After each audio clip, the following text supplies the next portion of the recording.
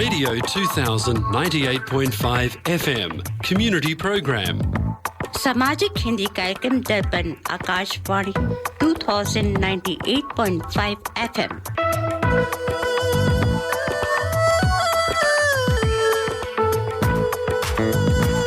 Welcome to the Hindi Show, featuring news, interviews, music and community announcements. स्वागत है दर्पण हिंदी कार्यक्रम में। आप सुनेंगे समाचार, विचार, संगीत और सामाजिक सूचनाएं। Radio 2000 98.5 FM Multicultural Radio.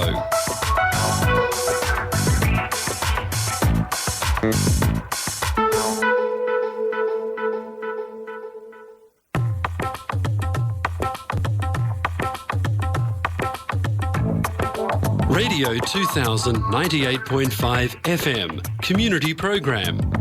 सामाजिक हिंदी कार्यक्रम दर्पण आकाशवाणी। Good morning Sydney. आज रविवार 9 जून 2014 है। दर्पण के सुनने वाले सभी श्रोताओं को सुप्रेम नमस्कार। मेरा नाम चेतन द्विवेदी है और आज मेरे साथ उपस्थित हैं मेरे मित्रों अनुराज सलाती, डिलन हल्दर, रेने जैन और गेस्ट स्पीकर अरुणेश सेठ। आज का कार्यक्रम प्रारंभ करने के पहले हम इस भूमि के पारंपरिक संरक्षकों को सम्मानपूर्वक स्वीकार करते हैं। हम उनके अतीत और वर्तमान के बुजुर्गों के प्रति सम्मान व्यक्त करते हैं और स्वीकार करते हैं कि संप्रभुता कभी नहीं दी गई थी। अब सुनिए इस सप्ताह की समाचार। आज के मुख्य समाचार इस प्रकार हैं। 4 जून को आ गए लोकसभा के चुनावी परिणाम और नए प्रधानमंत्री का नाम। विपक्ष के नेता की खोज अभी भी जारी। इलॉन मस्क का इंडिया में टेस्ला प्लांट लगाने का संकेत। उधर गर्मी का कहर जारी। T20 वर्ल्ड कप में उलटफेर रिजल्ट्स की बरसात और अंत में सुनिए सोने चांदी की बाजार का भाव।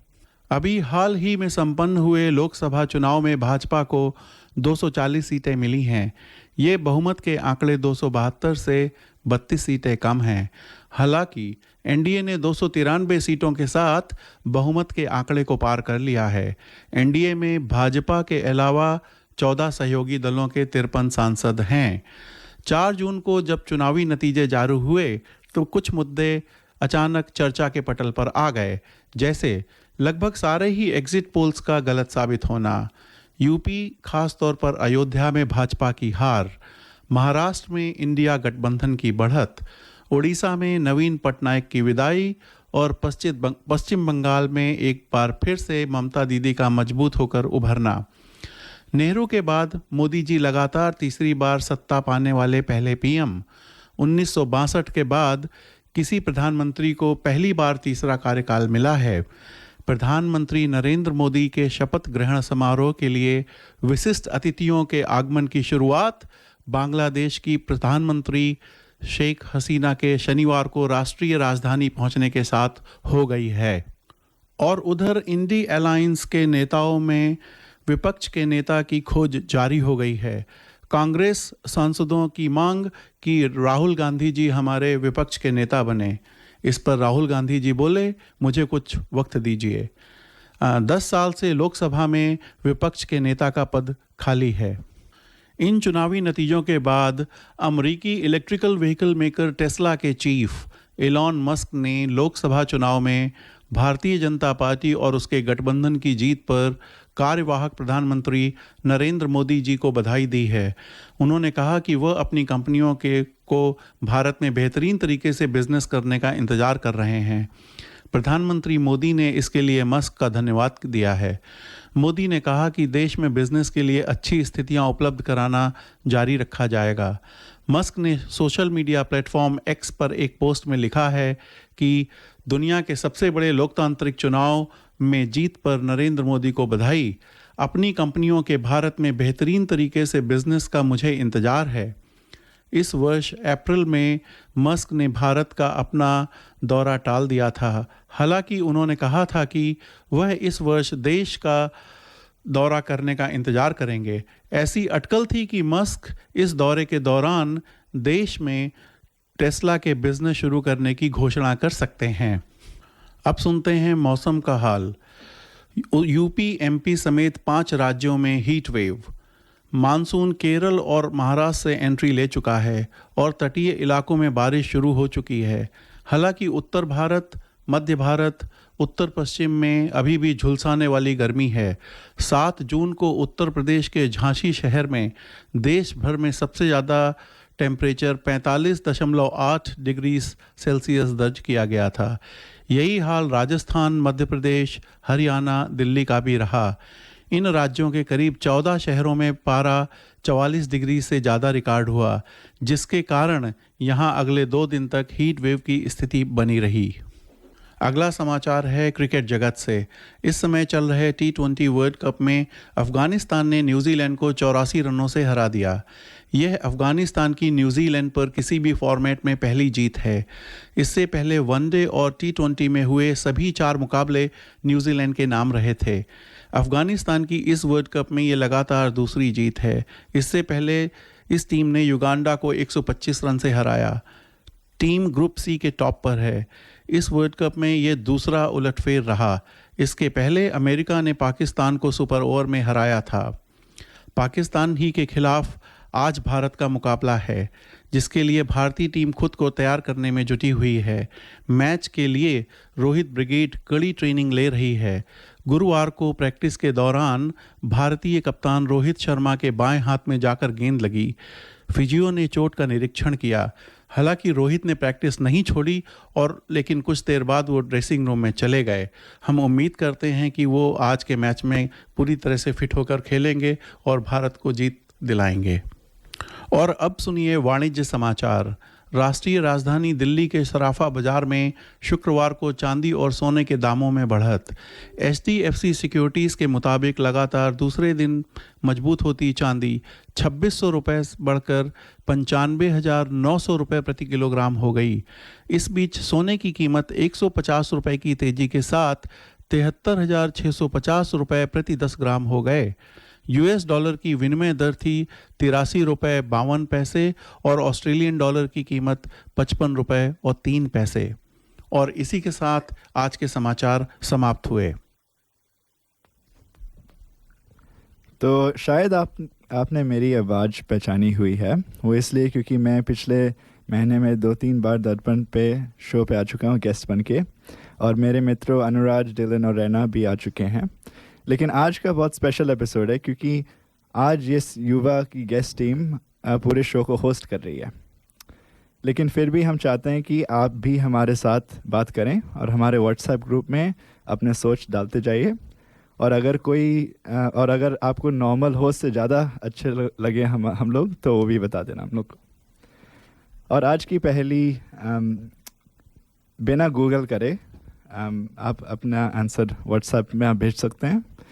जो सवाल है कि कौन सी बॉलीवुड मूवी ने आज की डेट तक सबसे ज़्यादा बॉक्स ऑफिस में पैसा कमाया है। तो आंसर व्हाट्सएप में भेजिए और विनर को मिलेगा $50 का वाउचर हमारे स्पॉन्सर कलर्स ऑफ इंडिया से। अब हमारे स्पॉन्सर से संदेश।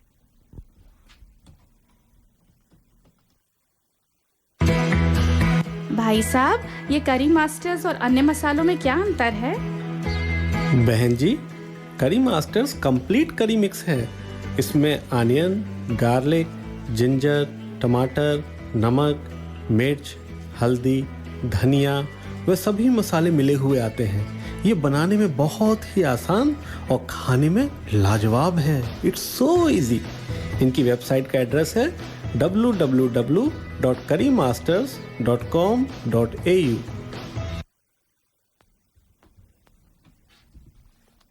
और अब हम सुनेंगे एक जैन भजन।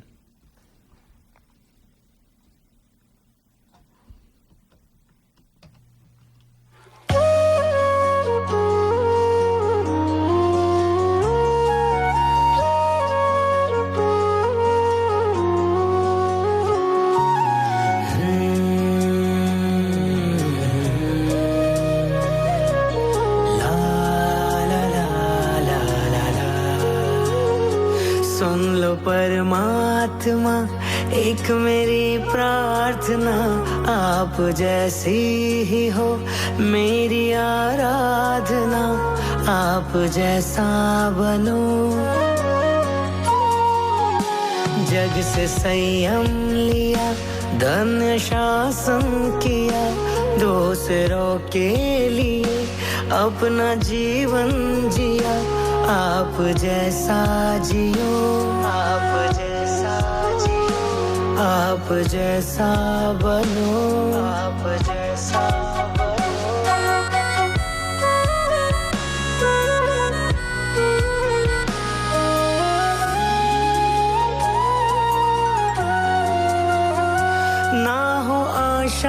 ना तृष्णा न माया कहीं, आप तक जो भी आए है पथ वो सही। ना हो आशा न तृष्णा न माया कहीं, आप तक जो भी आए है पथ वो सही। माया चल से भरा सारा संसार है, तरना हमको भी भव सागर पार है। आप जैसा तरो, सुन लो परमात्मा एक मेरी प्रार्थना, आप जैसे ही हो मेरी आराधना। आप जैसा बनो, आप जैसा बनो।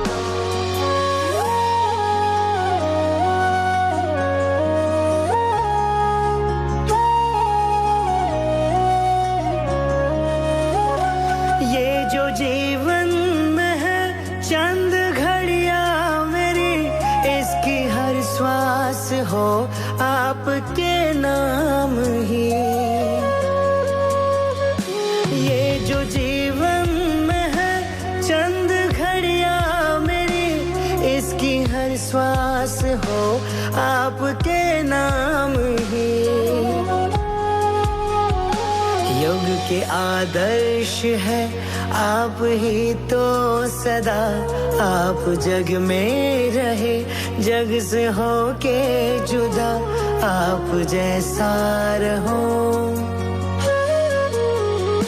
सुन लो परमात्मा एक मेरी प्रार्थना, आप जैसी ही हो मेरी आराधना। आप जैसा बनो, आप जैसा जियो, आप जैसा तरो, आप जैसा रहो।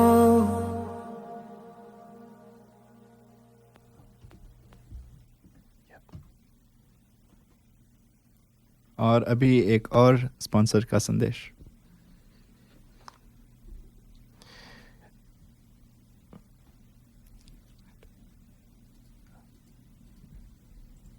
मास्टर ने कंप्लीट करी मिक्स बनाया, फिर उसको घर घर में देखो पहुंचाया। घंटों की कुकिंग को मिनटों में कर दिखाया। वाह वाह वाह बढ़िया खाना बन के आया। करी मास्टर ने जादू चलाया। करी मास्टर ने कंप्लीट करी मिक्स बनाया। Curry Masters Complete Curry Mix available at all leading spice shops.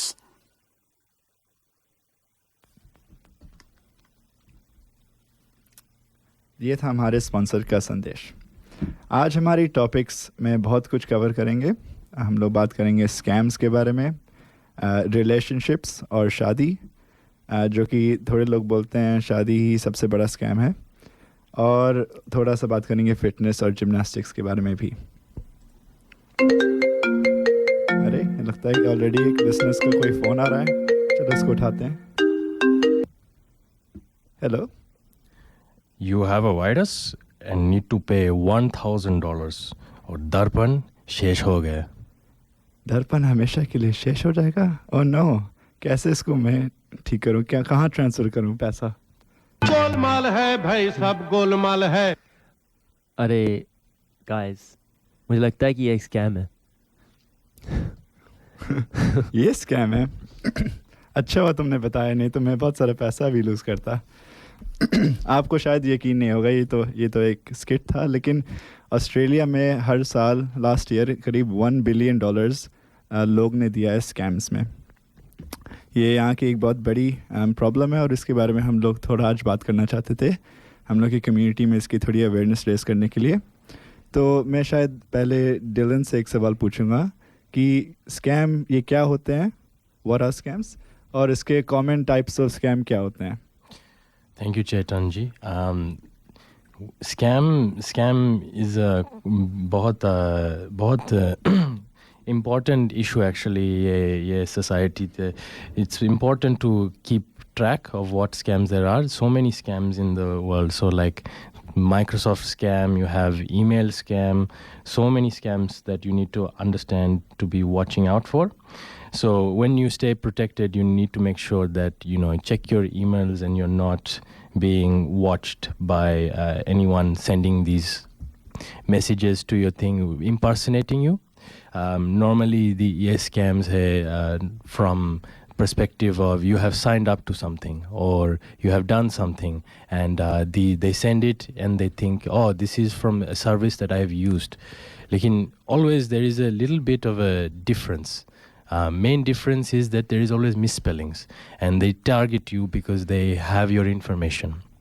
So how do we combat it? How do we understand ye scams kya hai? Main thing is always make sure that you have two-factor authentication, making sure that when you check your emails, when you check these things, ye spam na scam. If it's spam, then you will be able to see. The main thing is the spelling mistakes. Any links as well. Normal companies ke never links pathai de. It's always important to remember that, especially from important financial institutions like Commonwealth Bank, Westpac, or any of these institutions, they'll never send you links to change password, to access funds, all these things. And anytime you get these things or anytime you have somebody, always use a bit of common sense. Why would someone do something like this? Why would someone message me and ask me for this potential information? This is critical information, and in today's age it's very, very important that you have your information safe, because you never know.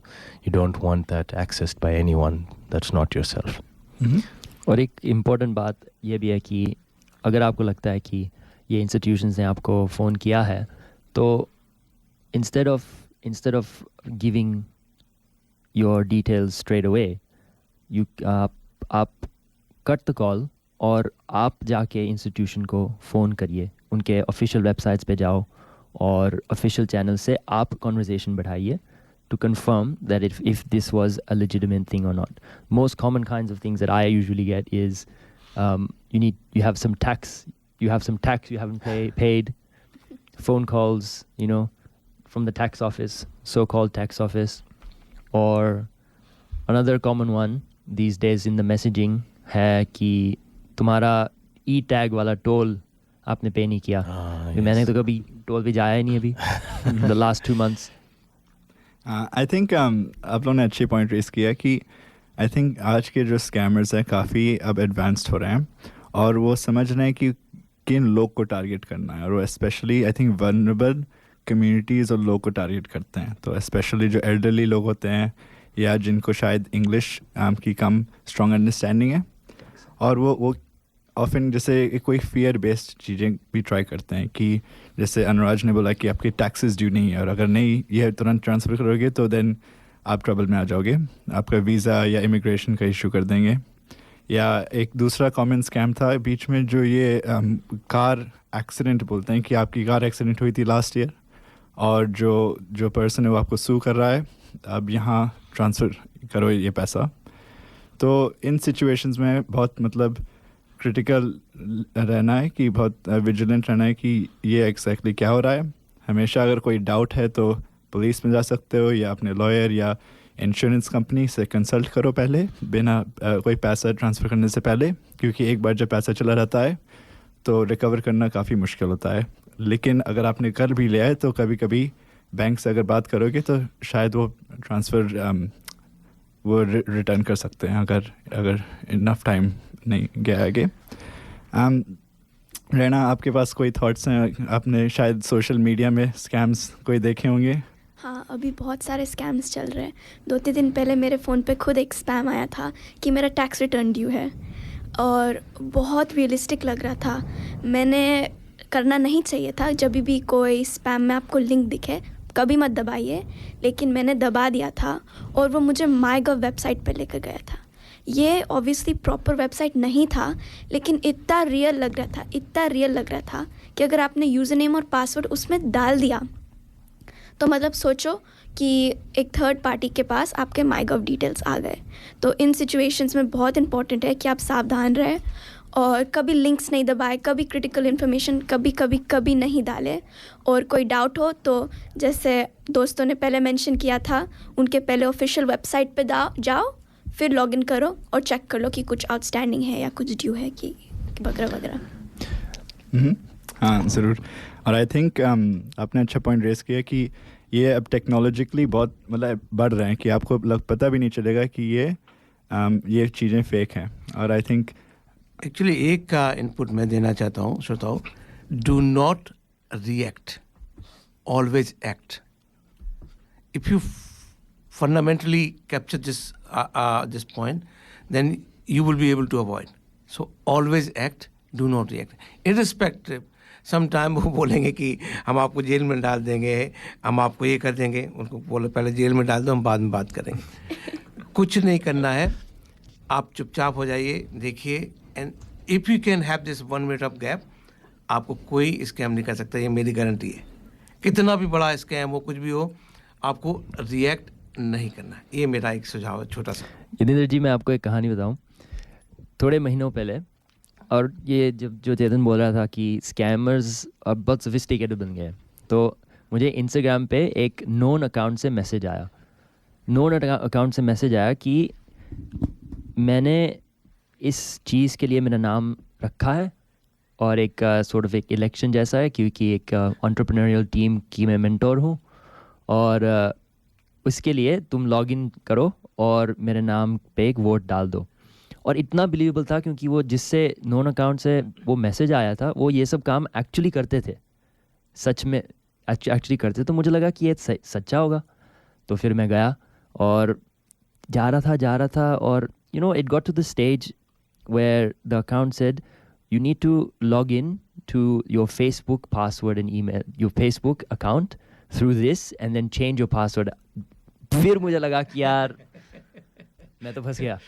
But luckily, you know, I logged out of everything and I was safe. Actually, and then I didn't interact with that account. This is again a point.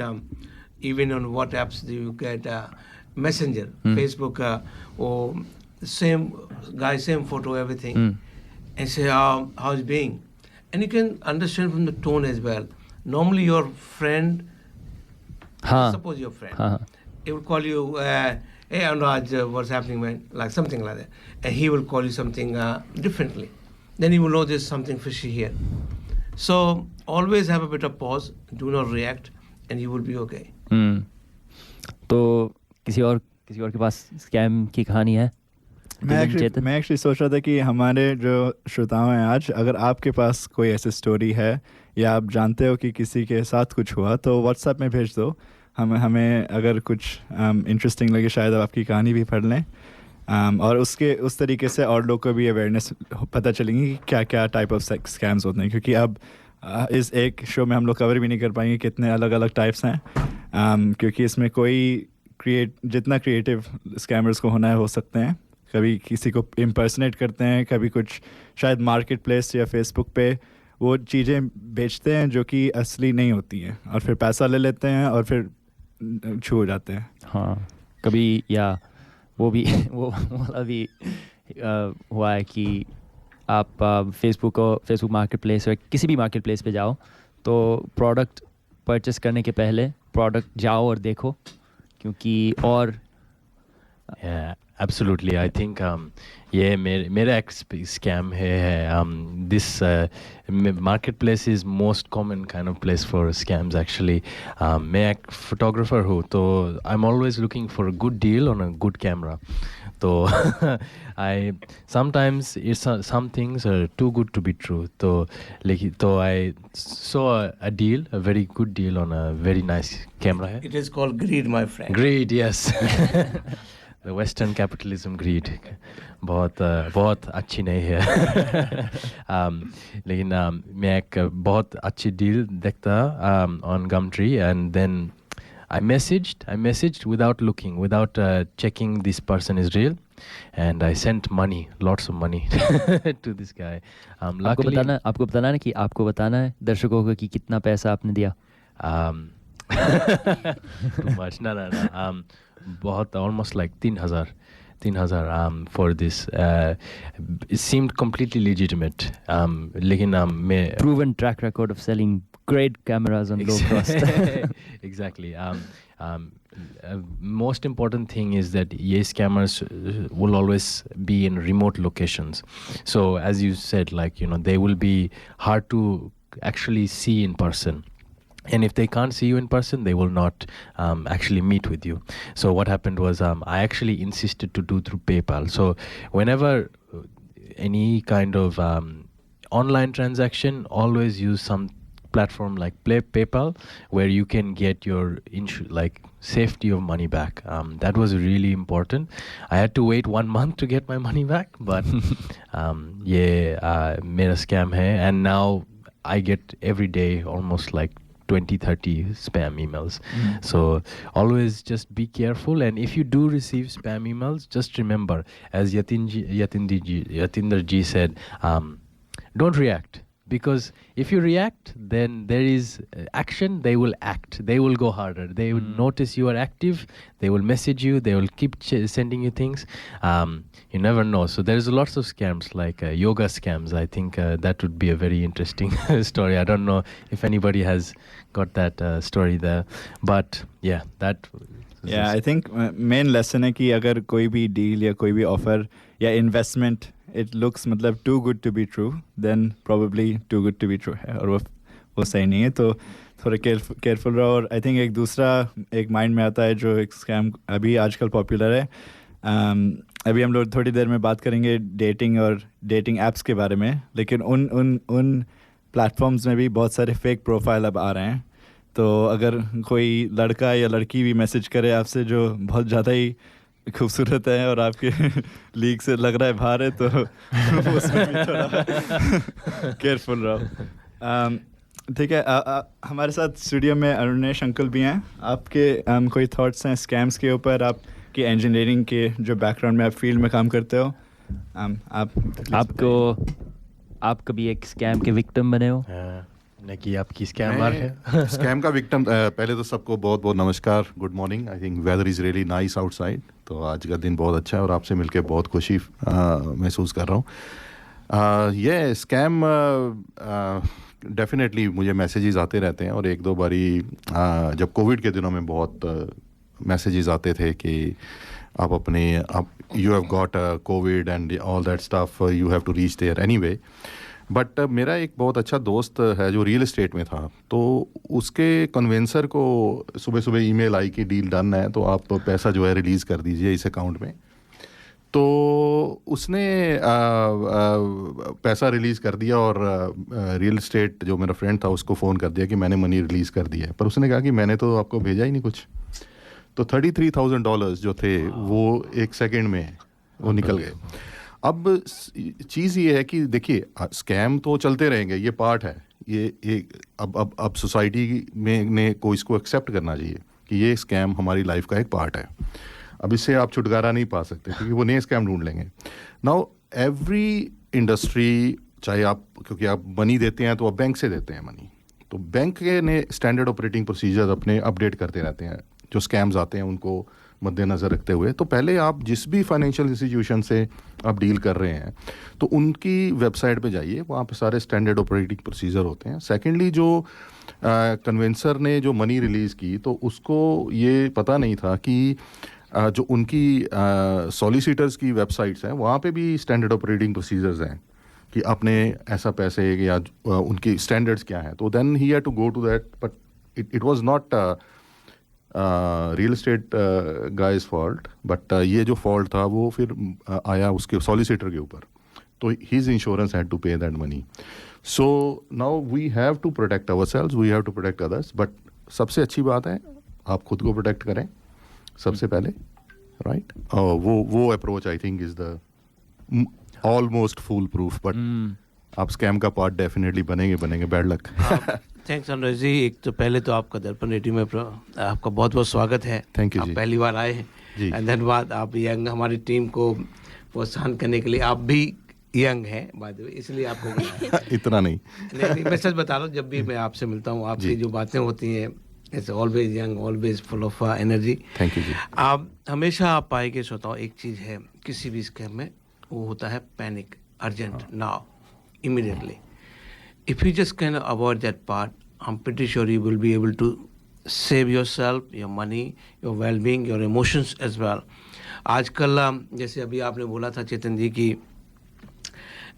अगर लड़की is too good for you, और क्या आपने शब्द बोला था आपके उससे, तो it is something like that. मैं फेसबुक में काफ़ी होता हूँ, I do not post my anything personal, but I share a lot. और हर दिन ही 2-3 लड़की का आएगा और इस तरीके, और एकदम they fall in love like in a second. It looks like a 100 year of love together, and I said, well, this is very good. So now what I have done, I try to play with them. Say, okay, how are you, darling? You are darling, is sweetheart. Suddenly in 1 minute you are like too much deep love, and this is not right. But one thing I have done now to waste their time. As a volunteer of social media, if you waste their time, you are saving somebody's life.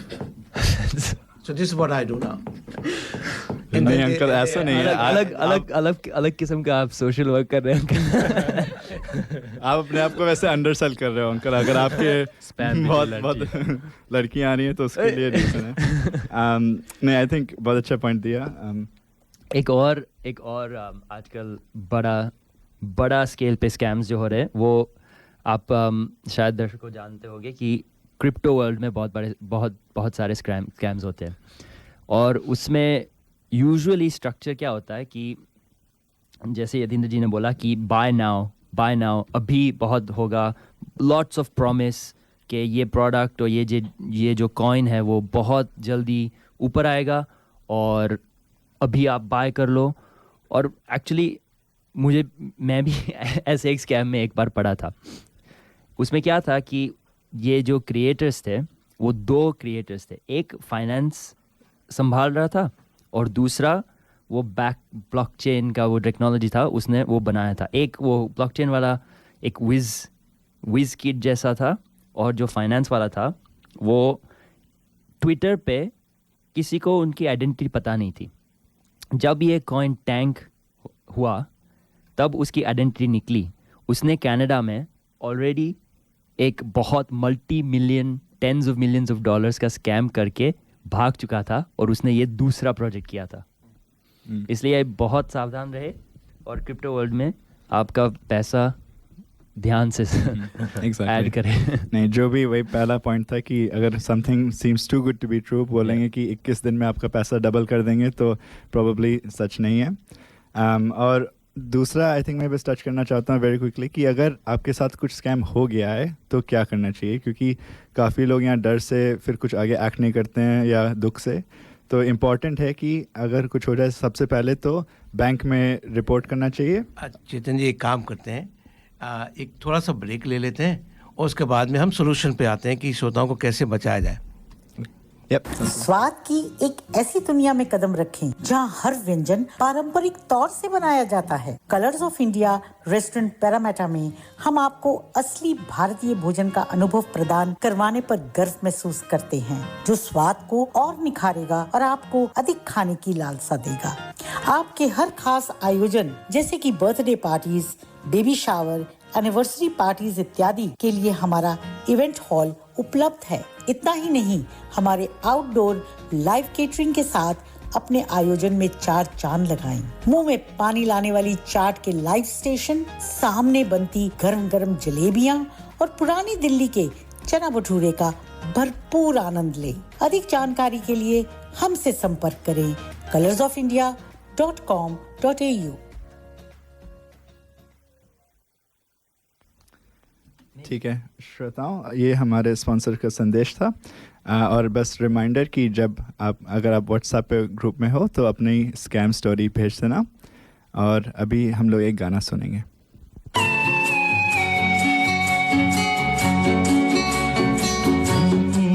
पहली बार, हाँ पहली बार एक लड़की मेरा हाथ पकड़ कर बोली हाँ रे हाँ, पहली बार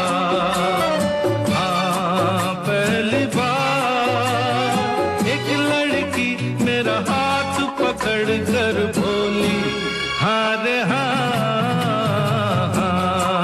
पहली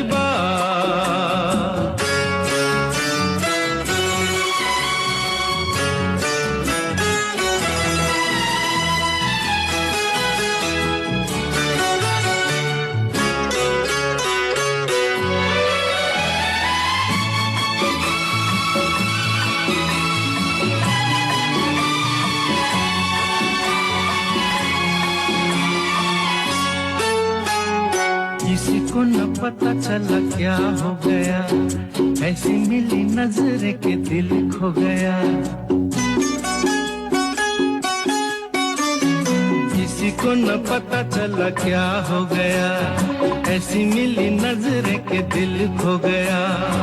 चुपके से वो पहलू में आ, चुपके से वो पहलू में आ, बोली मुझे यार पहली बार, हाँ पहली बार एक लड़की मेरा हाथ पकड़ कर बोली हाँ रे हाँ, पहली बार।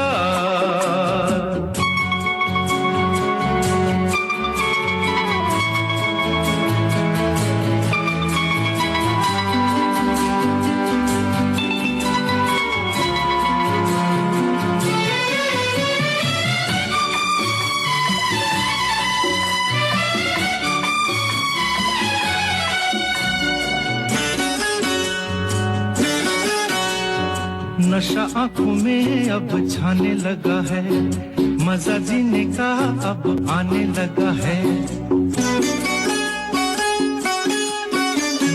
नशा आंखों में अब छाने लगा है, मजा जीने का अब आने लगा है। साथ है वो, पास है वो, साथ है वो, पास है वो, आज नहीं नारे ना पहली बार, हाँ पहली बार एक लड़की मेरा हाथ पकड़। Are you looking for personal or business tax or self-managed super fund account and audit, formation of association, company or trust, cloud accounting with payroll solution with fixed prices? Mention Darpan Radio and get your first visit without any charge. Please contact Forbes Accounting on 8095-9405, that's 8095-9405, or visit our website www.fabc.com.au.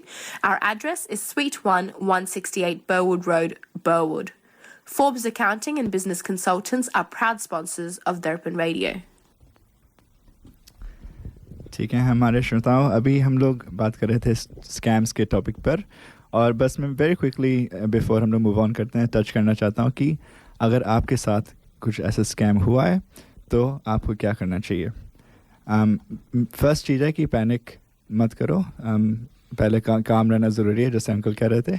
उसके आगे सबसे पहली priority होती है, अगर पैसा involve है तो अपने बैंक से तुरंत कांटेक्ट करो, क्योंकि जितनी जल्दी आप उनको बता सकते हो उतना ज़्यादा लाइकली है कि आपका पैसा रिकवर हो सकता है। उसके आगे फिर अगर आप चाहो तो पुलिस या यहाँ एक ऑर्गेनाइजेशन है गवर्नमेंट का जो स्कैम वॉच है, वहाँ पे आप एक फ़ाइल कंप्लेंट कर सकते हो, लॉन्च कर सकते हो, और उससे एक तो मिलेगा पॉसिबिलिटी कि जो पुलिस है उस स्कैमर को पकड़ सकती है। अगर और लोग ने भी शायद ऐसे ही लॉन्च करा है कंप्लेंट तो उनके पास ज़्यादा मटेरियल होगा, और फिर वो स्कैमर शायद आपके पैसे उसके थ्रू रिटर्न हो सकते हैं, या फिर बस और आगे स्कैम प्रिवेंट हो सकते हैं। और दूसरा है कि और लोग से आपके सर्कल्स में इस चीज़ की अवेयरनेस रेज करो कि और लोग को ये चीज़ ना होए। तो अगर आप सिल्वर लाइनिंग ढूंढो कि अगर आपके साथ स्कैम हुआ भी है, जैसे डिलन और अनुराज बता रहे थे कि $3000 का नुकसान हुआ भी है, तो एटलीस्ट $3000 का एक्सपीरियंस भी मिल गया। तो on that note of scams हम लोग अगले टॉपिक पे बात करते हैं, और शादी के ऊपर, जो कि अगेन हमने सुना है, थोड़े लोग बोलते हैं मेरे से सीनियर जो बोलते हैं वो भी एक स्कैम है। तो हम लोग स्टार्ट करेंगे डेटिंग और रिलेशनशिप्स के बारे में बात करेंगे, और क्या अभी यूथ में क्या पर्सपेक्टिव है इन टॉपिक्स पे। लेकिन उससे पहले हमारे स्टूडियो में है हमारे साथ अरुणेश जी। हम आपसे सुनना चाहेंगे, अब अपने बारे में थोड़े बताओ हमारे श्रोताओं को, और इस विषय में आपके क्या थॉट्स हैं। मालूम है कि आपके पास 2 बेटियां हैं, तो इन टॉपिक्स में आपके क्या थॉट्स हैं, बताइए। धन्यवाद चेतन, थैंक यू वेरी मच। मैं आपके श्रोताओं को फिर से नमस्कार करता हूं। और मैं बेसिकली चंडीगढ़ से आता हूं, और पंजाब इंजीनियरिंग कॉलेज से पास आउट हूं चंडीगढ़ से। और यहाँ पे मैं building services design, electrical engineering का मेरा एक बिज़नेस है, और मैं बिल्डिंग सर्विसेज डिज़ाइनिंग करता हूँ, और इसमें एनर्जी और रिन्यूएबल एनर्जी में की फील्ड में मैं काम करता हूँ। तो ये डेटिंग और रिलेशनशिप जो है, ये आई थिंक टाइम के साथ जो है हमें एक्सेप्टेंस हमें इसकी चाहिए कि हमारे जो फ्यूचर जनरेशन्स हैं उन पे हमें ट्रस्ट चाहिए। और माइक्रो मैनेजमेंट में मैं बिलीव नहीं करता कि बच्चों की ग्रोथ को माइक्रो मैनेज किया जाए। वो बहुत इंटेलिजेंट होते हैं, उनको अपने फ्यूचर का पता होता है, और ये हमारा ट्रस्ट है कि हमने उनको कितना ट्रस्ट दिया है और वो हमें कितना ट्रस्ट वापस करते हैं। बाकी जो रिलेशनशिप और डेटिंग जो साइट्स हैं, खैर मैं वर्चुअल वर्ल्ड में इतना बिलीव नहीं करता हूँ, क्योंकि जो रियल वर्ल्ड है वो रियल वर्ल्ड है। हाँ, सही बात है, पर रियल वर्ल्ड और वर्चुअल वर्ल्ड आज के समय में तो वैसे एक ही वर्ल्ड है। पर हमको जानना है कि अरुणेश जी, आप जब युवा थे तो आपकी क्या कहानी थी? आप अपने कहानी वही थी, पत्नी के साथ कैसे? वही कहानी थी। लड़कियों, सिर्फ ये तो आप शेक्सपियर वाली बात कर रहे हैं कि ये जो वो बदल रहे हैं, एक्टर बदल रहे हैं, कहानियां सेम है। हाँ। और मतलब आपके पास आज मोबाइल है, हमारे पास मोबाइल नहीं होते थे। और हमारे जो भारत में जब हम रहते थे, हमारे वहाँ पे जो एक सबसे बड़ी चीज़ ये होती थी कि हमारी जो सोसाइटी होती थी वो लोग भी हमें जानते थे, और वो भी हमारी तरह के ही होते थे सभी। ठीक है, तो अगर वो हमें करेक्ट करते रहते थे, हमें सोसाइटी भी किसी ना किसी तरीके से करेक्ट करती रहती थी। हम सोसाइटी में एक ही जैसी शादियों पे जाते थे, एक ही जैसे फंक्शन पे जाते थे, तो वो भी हमें आप आज की लैंग्वेज में आप जज कह लें, हम पर उसका बुरा नहीं मानते थे, है ना। हम ये देखा है कि चाहे वो मेरी बेटियां हो, आप भी हमारे बच्चों की तरह हो, तो हम ये जरूर देखा है हमने कि एक लेवल ऑफ पेशेंस जो है वो थोड़ा सा अगर हम बढ़ा दें अपने प्रेजेंट यूथ में, तो आपके पास तो बहुत रिसोर्सेज हैं, आप बहुत कुछ लर्न कर सकते हो, और आप कहाँ के कहाँ पहुँच सकते हो। और मैं तो भारतीय जो हमारे बच्चे हैं उनसे तो हम सल्यूट करते हैं उनको कि जो वो अचीव कर रहे हैं, यही नहीं पूरी दुनिया में। और आपने हमें गीता और प्रश्न ये था कि आप क्या करते थे और वो क्या करते थे? नहीं, वो तो अब देखिए, मैंने बता दिया कि मैं क्या करता हूँ। मैं एक उसमें कमेंट करना चाहूँगा कि मालूम पड़ा कि पोस्ट ऑफिस का जो बंदा होता जो लेटर डिलीवर करता था, उससे शादी हो गई। हाँ अच्छा। हाँ, वो उसका काम होता था, वो चिट्ठी पढ़ के सुनाता था। तो जो एक लवर अपनी वाइफ को या उस अपनी गर्लफ्रेंड को चिट्ठी भेजता था, तो वो तो एक अलग सोसाइटी थी, बट काम यही होते थे। ठीक है, वही जब आप यंग होते हैं, इमोशन ही कम्युनिकेट करना चाहते हो ना। Absolutely, absolutely. तो वो आप कितनी रिस्पेक्टफुली कम्युनिकेट करते हो। और रियल वर्ल्ड में जो इसका है, I think you can't replace with virtual world, to be very honest. जी, एक किस्म से हम स्कैम के बारे में बात कर रहे थे, पर इंडियन कल्चर में बहुत बड़ा आई गेस भेद तो नहीं, पर there's a big difference between जो बॉलीवुड और सिनेमा का जो ड्रीम सेल होता है और ग्राउंड रियलिटी में कैसे लोग आते हैं। क्योंकि अभी रिसेंटली एक स्टडी हुई थी जिसमें था कि अभी still 93% of all marriages in India are arranged, and this number has dropped to 50% in Indian Australians. So आजकल आपने जैसे बताया, आपका जो थॉट प्रोसेस था वो काफ़ी कंटेम्प्रेरी था और काफ़ी आप बुला सकते हैं कि लेट्स से लिबरल था। और आपको क्या लगता है कि, और आपके लिए नहीं सबके लिए ये क्वेश्चन है, दर्शकों के लिए भी एज वेल, कि ऐसा क्यों है कि हमारा कल्चर जो है वो शायरी लिखता है, पोएम्स लिखता है, नाच गाना, प्यार प्रेम बहुत कुछ होता है, पर जब असली में शादी का वक्त आता है कि तब तो नहीं वो फैमिली से अरेंज मैरिज ही ठीक है। ऐसा क्यों होता है? नहीं, देखिए, पहली बात तो जो आपका बॉलीवुड का है वो एंटरटेनमेंट का साधन है, आप उसको सीरियस मत लो। ठीक है, अगर आप उससे सीखना शुरू हो गए तो आपकी जिंदगी ये मेरा पर्सनल विचार है। ठीक है ना, उसको 3 घंटे की मूवी देखी, शुरू 3 घंटे से आपने एंजॉय किया, उसको कूड़ा करकट जो है या वो जो भी आपने उससे सीखा, उसको वहीं छोड़ के आओ। ठीक है ना, वो मार धाड़ और ये वो जो भी रिलेशन उसमें दिखाते हैं उसको वहीं छोड़ के आओ। आपकी लाइफ जो है रियल वर्ल्ड है। ठीक है। अब दूसरा क्वेश्चन आपका जो है कि सॉरी, एक बारी फिर आप बोलेंगे। दूसरा वैसे तो व्हाट इज इट, व्हाई ऐसा क्यों होता है कि अरेंज मैरिज अभी कितने हाई है? देखो, अरेंज मैरिज या लव मैरिज या लिविंग रिलेशनशिप, एक्चुअली ये उन दो बंदों पे डिपेंड करता है जो अपनी लाइफ आपस में बिताते हैं। ठीक है, वो अपनी लाइफ के लिए कितना सीरियस है, तो वो कितना इंटरफेरेंस या इन्फ्लुएंस, एक्सटर्नल इन्फ्लुएंस को अपने अंदर आने देते हैं। ठीक है, वो कितने मैच्योर हैं उस रिलेशन को लेके।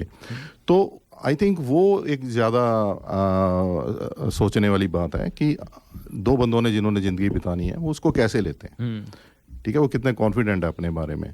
वो चाहे अरेंज मैरिज हो चाहे लव मैरिज हो, जैसे अगर अपनी एग्जांपल या और किसी अपने फ्रेंड्स की एग्जांपल लें, तो हम हमेशा ये था कि चाहे मेरे फ्रेंड्स थे, उनका चाहे कोई उनको लड़का या लड़की पसंद थी, पर वो जाते पेरेंट्स के थ्रू थे। वही सही बोला, अरेंज मैरिज ऐसा नहीं होता है, it's not always like a bad thing. ऐसा नहीं होता है कि देयर इज नो लव, ऐसा नहीं होता है। इट्स जस्ट कि पेरेंट्स इन्वॉल्वमेंट ज़्यादा होता है, विच इन सम केसेस बहुत अच्छा होता है, बिकॉज पेरेंट्स भी आपके लिए बेस्ट ही चाहते हैं। एंड कभी कभी एज अ यंग पर्सन आपको कभी कभी टनल विजन हो जाता है कि आप इतना फ्यूचर में कभी कभी नहीं देख पाते हो, लेकिन योर पेरेंट्स उन्होंने पूरा लाइक लाइफ लिव किया है, तो they can see that far and they have raised you, तो उनको मालूम है कि आप कैसे हो, आप किसके साथ वेल सूटेड हो। तो कभी कभी अरेंज मैरिज में भी बहुत ब्यूटीफुल थिंग्स स्पॉन हो सकता है। बिल्कुल, और ये तो आपने बड़ी अच्छी बात कही कि उनको एक्सपीरियंस है और उनको, बट एक चीज़ आप और भी हमें नोट करने वाली है कि जो सिर्फ पेरेंट्स का ही लव होता है, जो अनकंडीशनल होता है। ठीक है, आपको दुनिया में बहुत लोग कहेंगे कि I love you and all that stuff, बहुत अच्छे हो, पर वो जो अनकंडीशनल जो है फैक्टर, वो सिर्फ पेरेंट्स का ही होता है। कुदरत ने ऐसे बनाया। तो I think if it is arrange और if it is love marriage, और आप जैसे भी रहना चाहते हैं आप रहें, ठीक है, पर उनको कॉन्फिडेंस में रखें। ये एक आई थिंक की है रिलेशनशिप में। तो आई गेस मेरा एक क्वेश्चन है, क्योंकि मैंने, जैसे अनुराज ने पहले मेंशन किया कि इंडिया में जो अरेंज मैरिज है उसके काफ़ी हाई रेट्स हैं, और यहाँ जो इंडियंस ऑस्ट्रेलिया में हैं उसका वो रेट्स कम है। लेकिन अगर आप एक्चुअली देखोगे, इंडिया में भी अभी धीरे धीरे उसका ऐसा ही कल्चर शुरू हो रहा है कि वहाँ के भी यूथ अब शुरू कर रहे हैं कि ये डेटिंग ऐप्स और आई गेस ये जो रिलेशनशिप है खुद कोशिश करते हैं ढूंढने की रादर देन थ्रू पेरेंट्स। तो आई गेस मेरा क्वेश्चन है ये, आपको लगता है मतलब किसी को आप सब सही पूछ रहे हैं कि ये ऐसा ट्रेंड अब क्यों मूव हो रहा है? क्यों है कि पहले जो किड्स थे वो अपने पेरेंट्स के थ्रू रिलेशनशिप्स ढूंढते थे और अब चाह रहे हैं कि ये खुद अपने तरीके से ये रिलेशनशिप्स ढूंढें? और मुझे मालूम है आपके पास अगेन बेटियां हैं, तो शायद उसके बेसिस पे आप कमेंट कर सकते हो। देखो चेतन, ऐसा है कि सोसाइटी हमेशा डायनामिक रही है। ये कभी भी स्ट्रेटजियाँ ये खड़ी नहीं होती, सोसाइटी ये चलती रहती है। वो लोग अपने एक्सपीरियंस से, दूसरों के एक्सपीरियंस से बहुत कुछ सीखते हैं, फिर उसको इम्प्लीमेंट करते हैं। और अगेन अगर भारत की बात करें आप, तो भारत में बहुत डाइवर्सिटी है।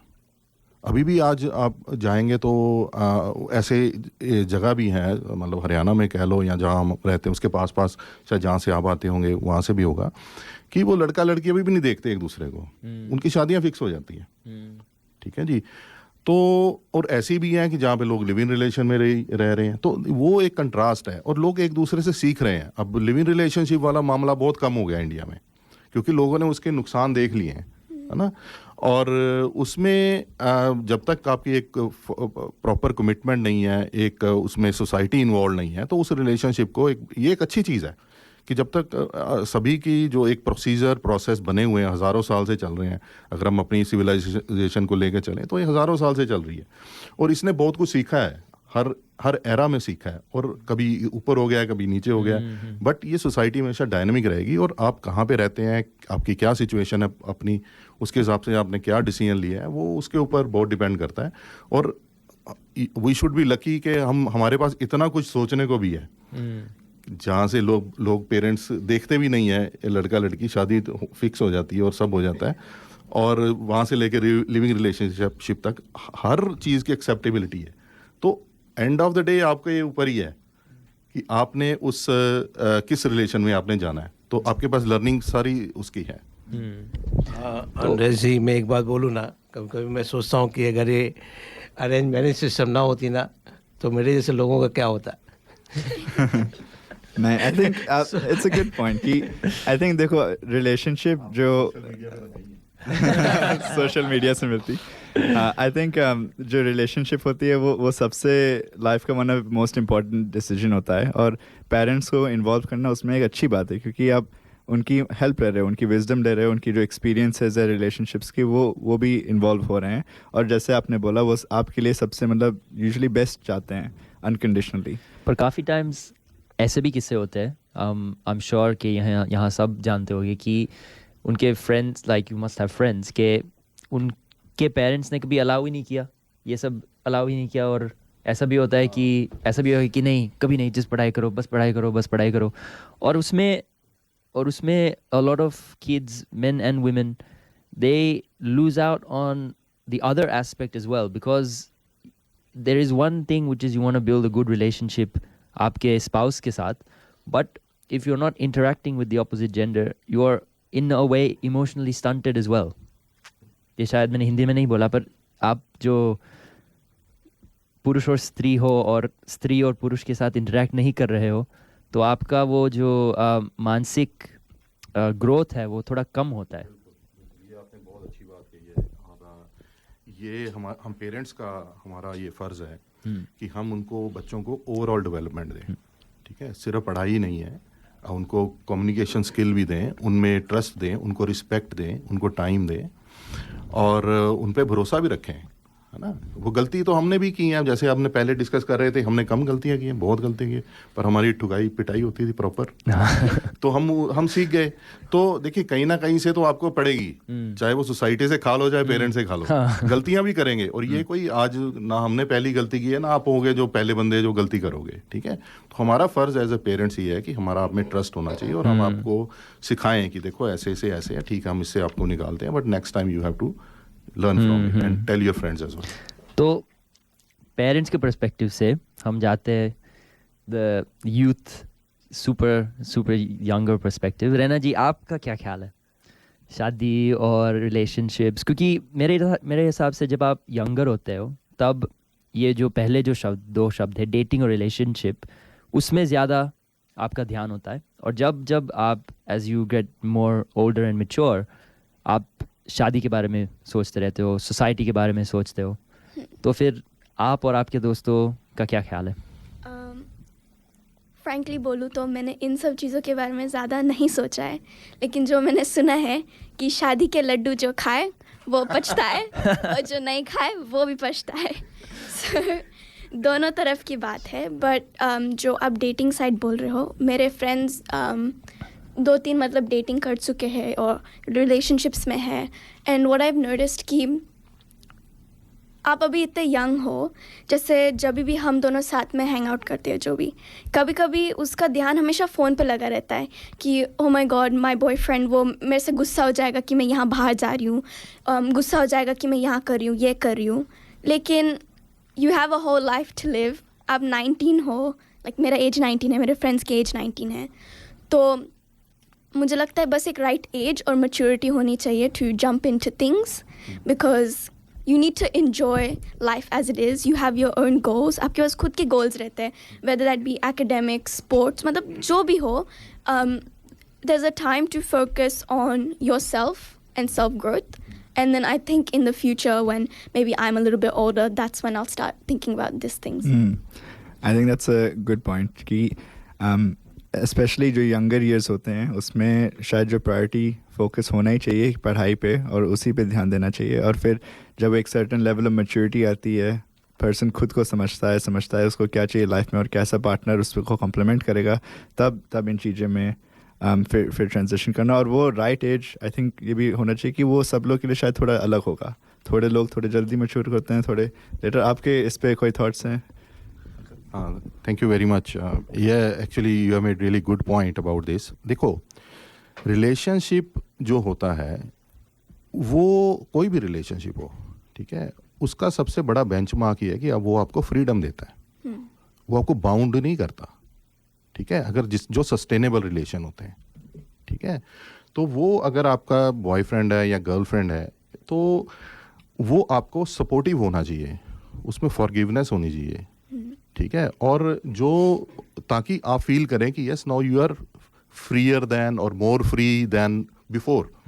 आई एग्री विथ यू, क्योंकि मुझे लगता है कि ये जो आपके यूथ के एजेस है सबसे बड़ा लाइक opportunity है for self growth, not just career wise but just personality development. And अगर आपको कुछ toxicity कुछ भी life में आ जाए, then it can very hinder just your growth in general. हाँ, आपको जो है ना लाइफ में 3 जो मैं अपनी बेटियों को बताता हूँ, वो आपको 3 सिक्योरिटी चाहिए होती हैं आपको, इमोशनल, फाइनेंशियल और सोशल सिक्योरिटी, ठीक है।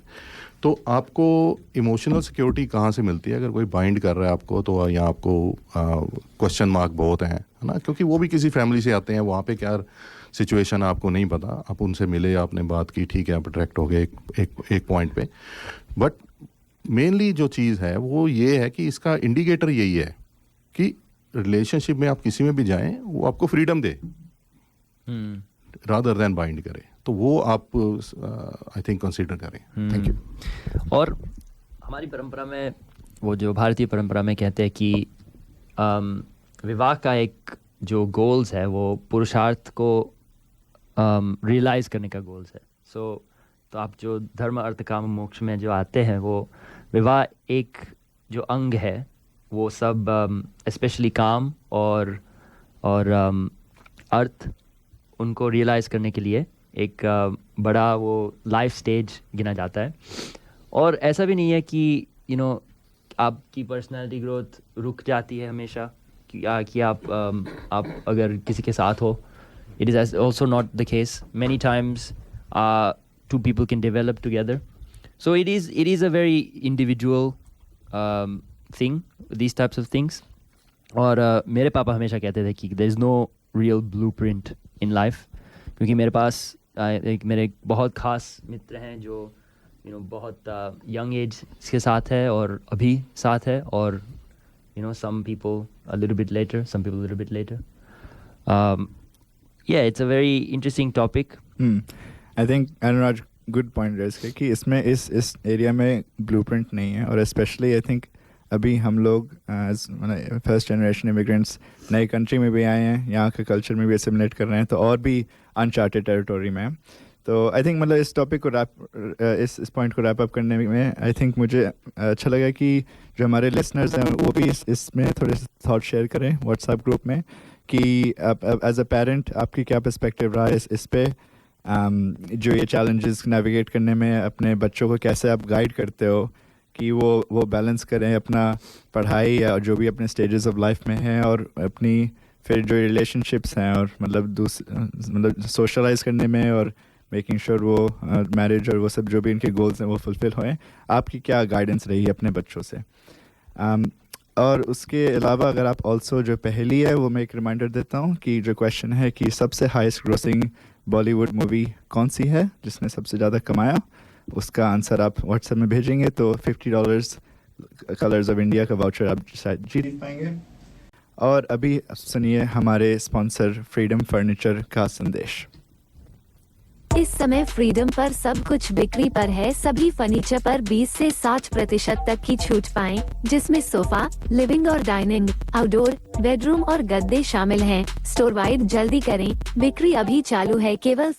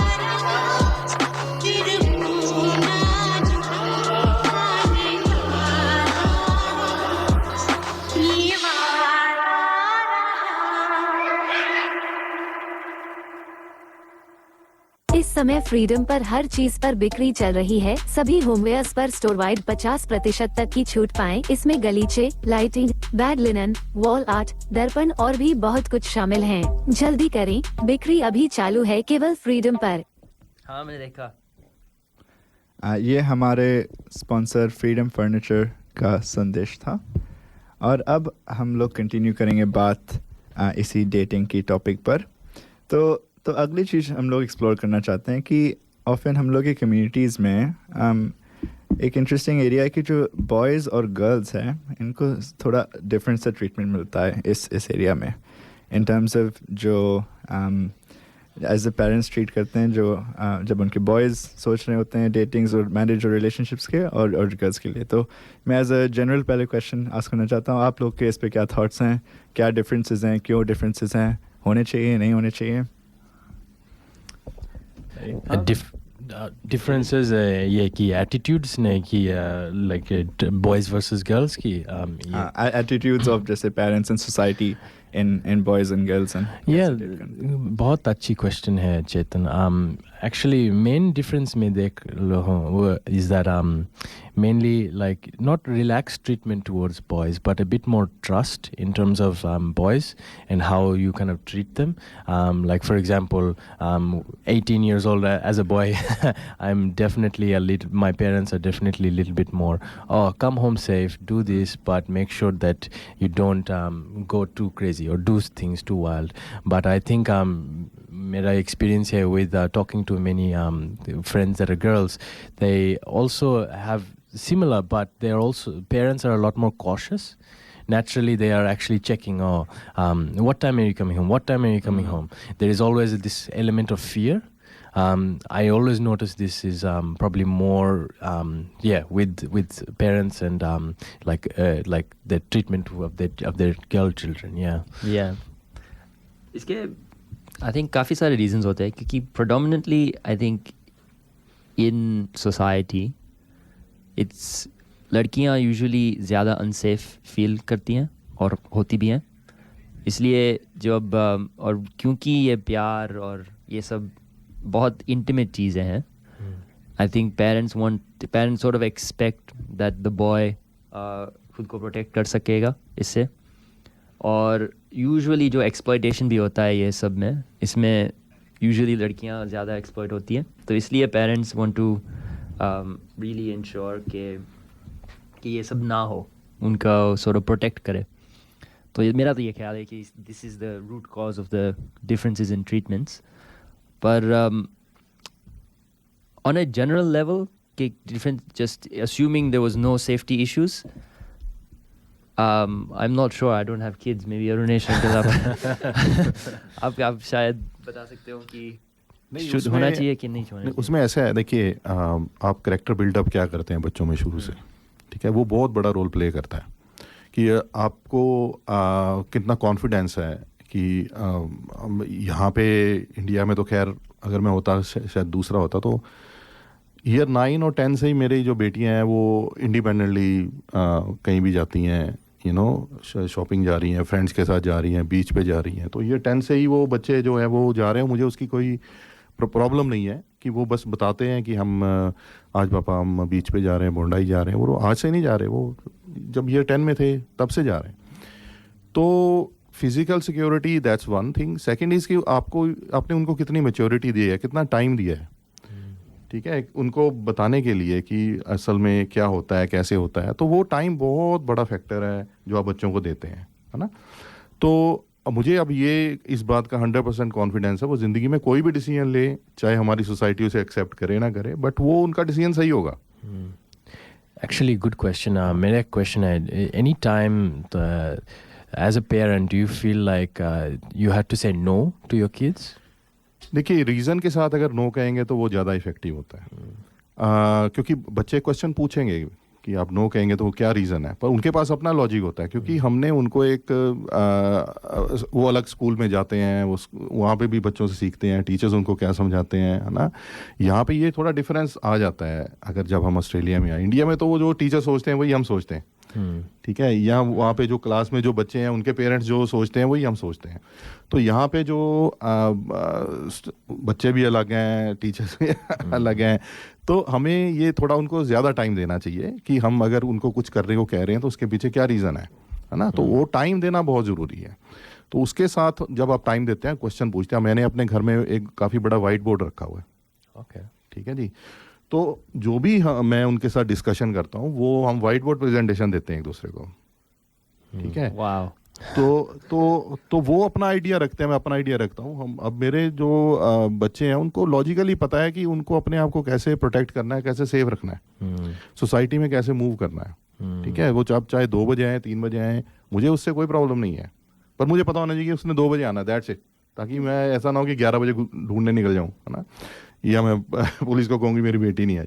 तो वो स्टे कीप इन टच, और वो मुझे बताता है कि हम यहाँ पे हैं और we are okay and I will be reaching this time, ठीक है. तो उस वे में जो खैर मैं कहूँगा कि सभी के पेरेंट्स को एक वाइट बोर्ड ज़रूर खरीदना चाहिए, और उसमें बच्चों को भी पॉइंट ऑफ व्यू जो हैं वो लेने चाहिए उनसे डेफिनेटली, और उनको सिर्फ अपने फ्रेम में नहीं फिट करना चाहिए, ठीक है, वो अलग फ्रेम अगर बना रहे हैं अपना, या बड़ा, हमें अपना फ्रेम भी बड़ा छोटा करना चाहिए उनको भी। हाँ, मेरे एक्सपीरियंस में काफ़ी पेरेंट्स अपने बच्चों के बारे में उनका अपना सोच होता है कि मेरा बेटा और मेरी बेटी ऐसी है और ऐसी होनी चाहिए, पर वो कम्युनिकेशन आपने जैसे बताया वो नहीं होता है।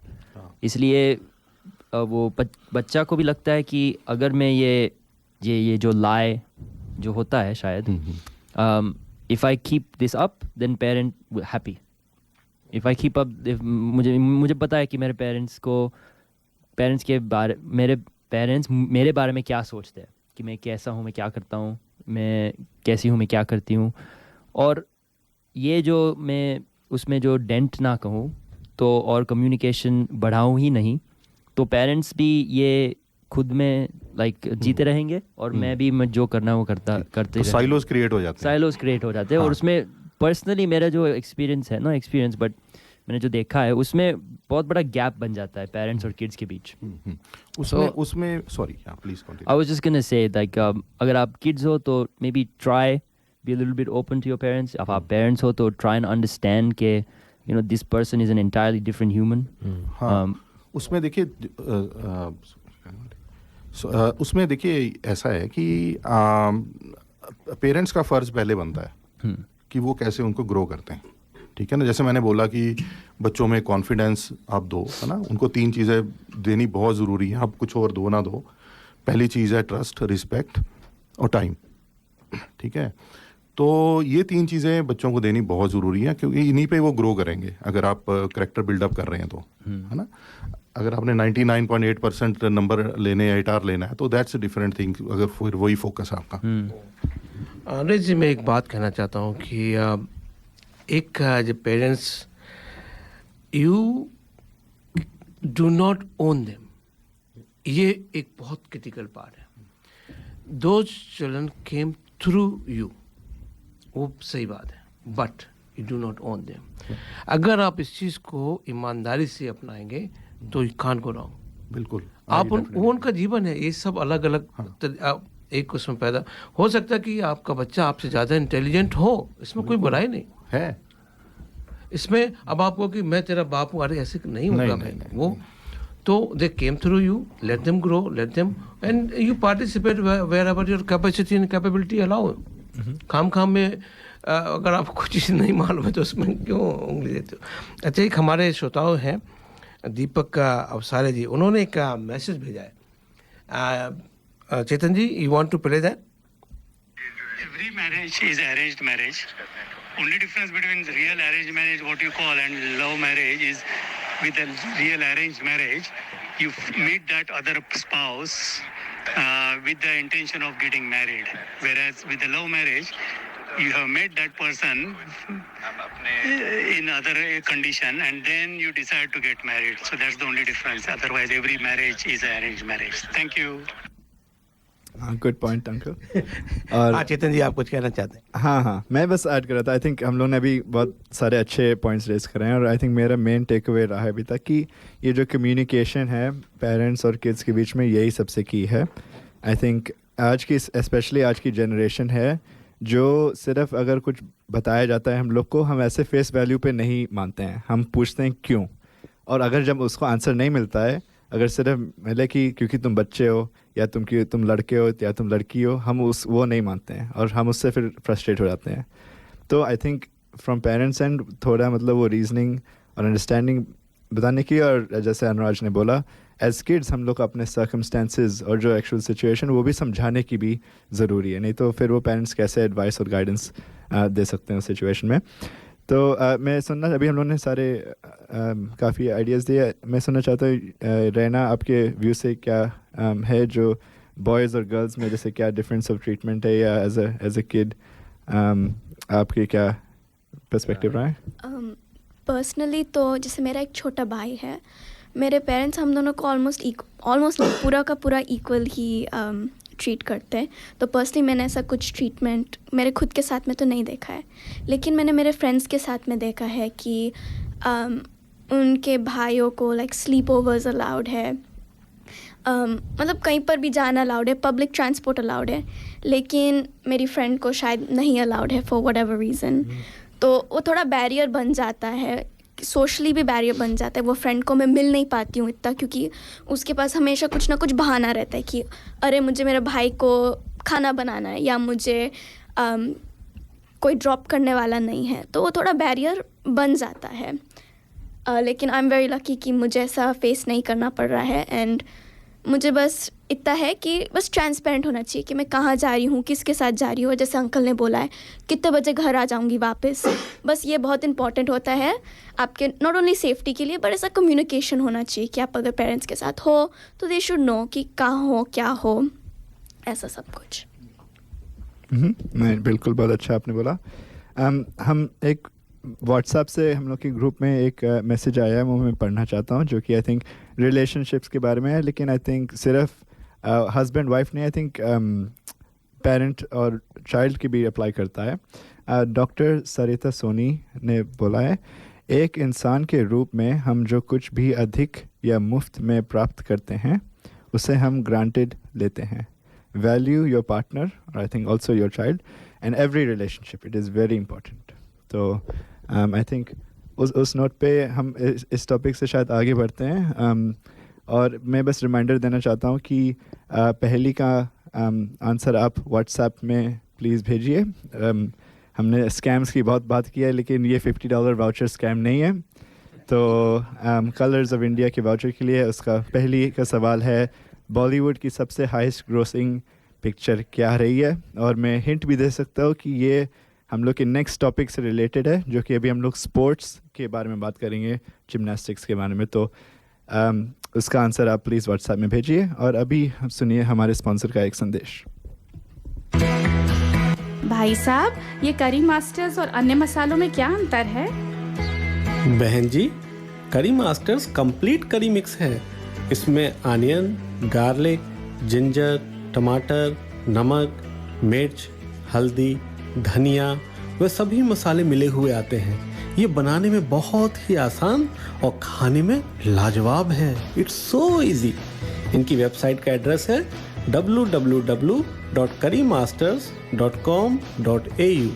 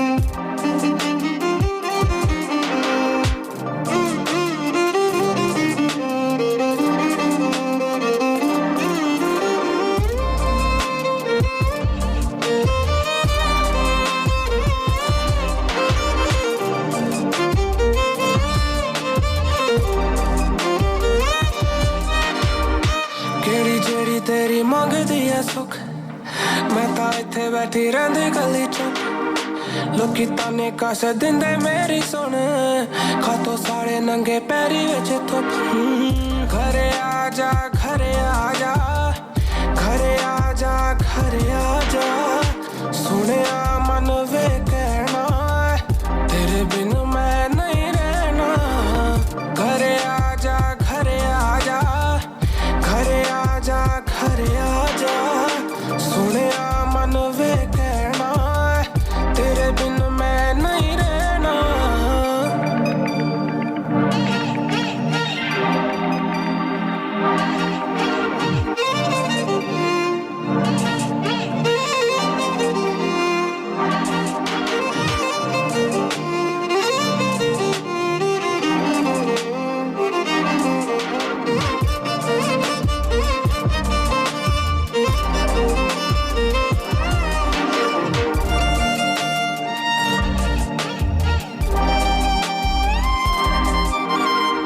चारे पासे फैली तेरी मेरी गल, एदा हुण लभना ही पैना। ले जा नाल मैनू बस इको मंग तेरे कदमां च रख दूंगी चन घरे आजा घरे आजा घरे आजा घरे आजा सुनिया मन वे कहना तेरे बिन मैं नहीं रहना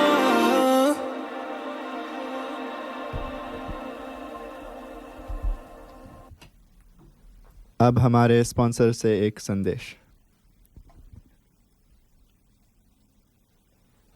मास्टर ने कंप्लीट करी मिक्स बनाया फिर उसको घर घर में देखो पहुंचाया घंटों की कुकिंग को मिनटों में कर दिखाया वाह वाह वाह बढ़िया खाना बन के आया करी मास्टर ने जादू चलाया करी मास्टर ने कंप्लीट करी मिक्स बनाया Curry Masters Complete Curry Mix available at all leading spice shops. Okay, and we are back.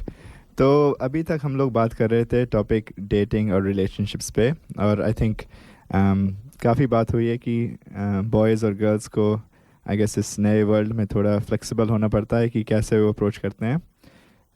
Flexibility के टॉपिक में हम लोग नेक्स्ट चीज़ में मूव ऑन करते हैं कि अब बात करेंगे जिमनास्टिक्स जिसमें एब्सोल्यूट फ्लेक्सिबिलिटी रिक्वायर्ड होती है और फिटनेस पे। तो मैं पास करूँगा रैना से जो हमारी स्टार जिमनास्ट है। तो बताओ रैना, जिमनास्टिक्स क्या होती है और आपके इस पे क्या थॉट्स हैं? Thank you Chetan. I hope सब लोग ये शो अभी तक एंजॉय कर रहे हैं। अभी मैं थोड़ा गर्व की चीज़ शेयर करना चाह रही हूँ। अभी रिसेंटली इन्हीं महीनों में एशियन सीनियर चैम्पियनशिप्स हेल्ड हुआ था जिमनास्टिक्स के लिए। अपनी खुद की इंडियन जिमनास्ट दीपा कारमकर इंडिया की पहले जिमनास्ट है जो एक इंटरनेशनल लेवल पे गोल्ड मेडल जीती है वॉल्ट एपराटस पे।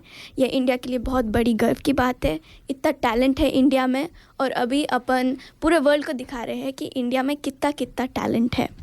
ये बहुत मतलब नॉट ओनली ये हिंदुस्तानी न्यूज़ बना रही है बट ऑल्सो वर्ल्ड रिकॉर्ड्स भी तोड़ रही है and being in world news. मुझे नहीं मालूम आपने 2016 रियो ओलंपिक्स के साथ में टच कीप किया हो, लेकिन वहाँ पर भी same girl Deepa Karmakar first Indian gymnast to compete in the Olympics. उसने स्टनिंग परफॉर्मेंस दिया। शी मेड द पोडियम मतलब top 5 in the vault which unheard of. पहली बार एक नेशन कम्पीट कर रहा है और उन्होंने 4th आई है वो वोल्ट पे, doing one of the most difficult volts known called the pomodoro. ये जो वोल्ट है बहुत डिफ़िकल्ट है। आप जाओगे हाथों पे कूद कर आप ट्रिपल फ्लिप करोगे। नॉट ओनली ये डेंजरस है बट सिर्फ वर्ल्ड में 5 फीमेल जिमनास्ट कर पाई है। तो again world breaking news for her, hats off to her, very inspirational. That's very good. और हमेशा अच्छा लगता है कि जब इंडियन एथलीट्स वर्ल्ड स्टेज में पहुंच पाते हैं। और हमारे साथ भी एक इंडियन वर्ल्ड क्लास जिमनास्ट भी है। तो रैना, आप बताइए आपके क्या एक्सपीरियंसेस है जिमनास्टिक्स में? तो मैं जब छोटी थी, मैं 6 से मैं जिमनास्टिक्स करते आई हूँ। मैं कम्पीट कर चुकी हूँ स्टेट लेवल पे, गोल्ड कोस्ट में नेशनल लेवल पे और हवाई में इंटरनेशनल लेवल पे भी। और मेरे पास एक लव है ये स्पोर्ट के लिए। अब मैं ये कोच करती हूँ ये स्पोर्ट। तो मैंने जो नोटिस किया है, जिमनास्टिक्स सिर्फ फिज़िकल एस्पेक्ट के लिए तो अच्छा ही, अपन सब जानते हैं कि स्पोर्ट डेवलपमेंट के लिए कितना अच्छा होता है, लेकिन जिमनास्टिक्स इन जनरल मेंटली आपको बहुत फिट रखता है एंड मेंटली आपको सही माइंडसेट में रखता है। एज यू नो, ये फ्लिप्स करना आप देखोगे लाइक ओ माय गॉड इसने इतने सारे फ्लिप्स कैसे कर पाए, लेकिन ये पूरा मतलब आपके मेंटली है कि आप कितना कर पाते हो, आप कितना पुश कर पाते हो अपने खुद को। जिमनास्टिक्स में ऐसा बहुत बार हुआ है कि आप गिर जाते हो, कभी कभी लग जाती है, लेकिन जो लेसन आता है अपने को कि कुछ भी हो जाए लाइफ में, आप गिर जाओ, फेल हो जाओ, you need to get back up and try again until you make it. So this is what gymnastics is all about in my opinion.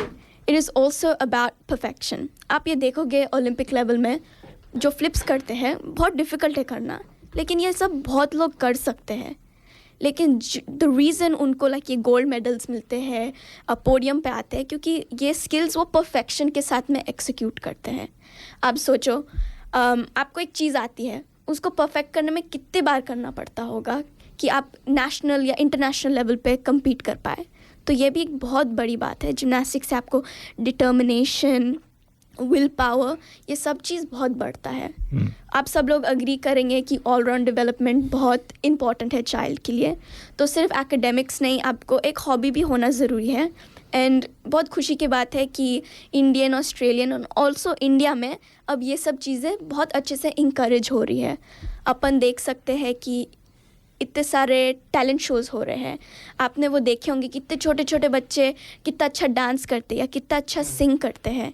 And that is all to the great support network, the very good support network provided by parents and the Indian community into bringing the child to the very top. आपने बहुत अच्छा point बोला है कि शायद हमारे श्रोताओं gymnastics और मतलब बैकफ्लिप्स शायद नहीं कर पाएंगे इस एज में, लेकिन सब ने एक्सपीरियंस करा होगा नीचे गिरना, वेदर फिजिकली या लाइफ में मेटाफोरिकली. हमेशा हम लोग के चैलेंजेस और सेटबैक्स आते हैं, और इसमें बहुत अच्छी आपने लेसन बताया कि फिर से उठना सबसे is the bigger show off character, कि नहीं कि अब कितने कम गिरे हो, कि अब कितने बार उठ पाए हो. तो आपके पास कोई उस पॉइंट में थॉट्स हैं कि जब आप गिरते थे, जब आपके सेटबैक्स होते थे, आपके पास क्या मोटिवेशन था, क्या ड्राइव था कि आप फिर से उठो हर बार और उस परफेक्शन की तरफ चलते रहो? मेरा नेचर बहुत कम्पिटिटिव है, तो I was out for the gold.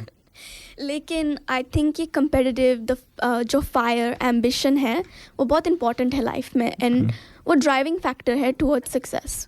कुछ भी हो, मतलब आपके पर्सनल गोल्स में, स्पोर्ट में, एनीथिंग, दैट पर्सनल ड्राइव बहुत इंपॉर्टेंट है.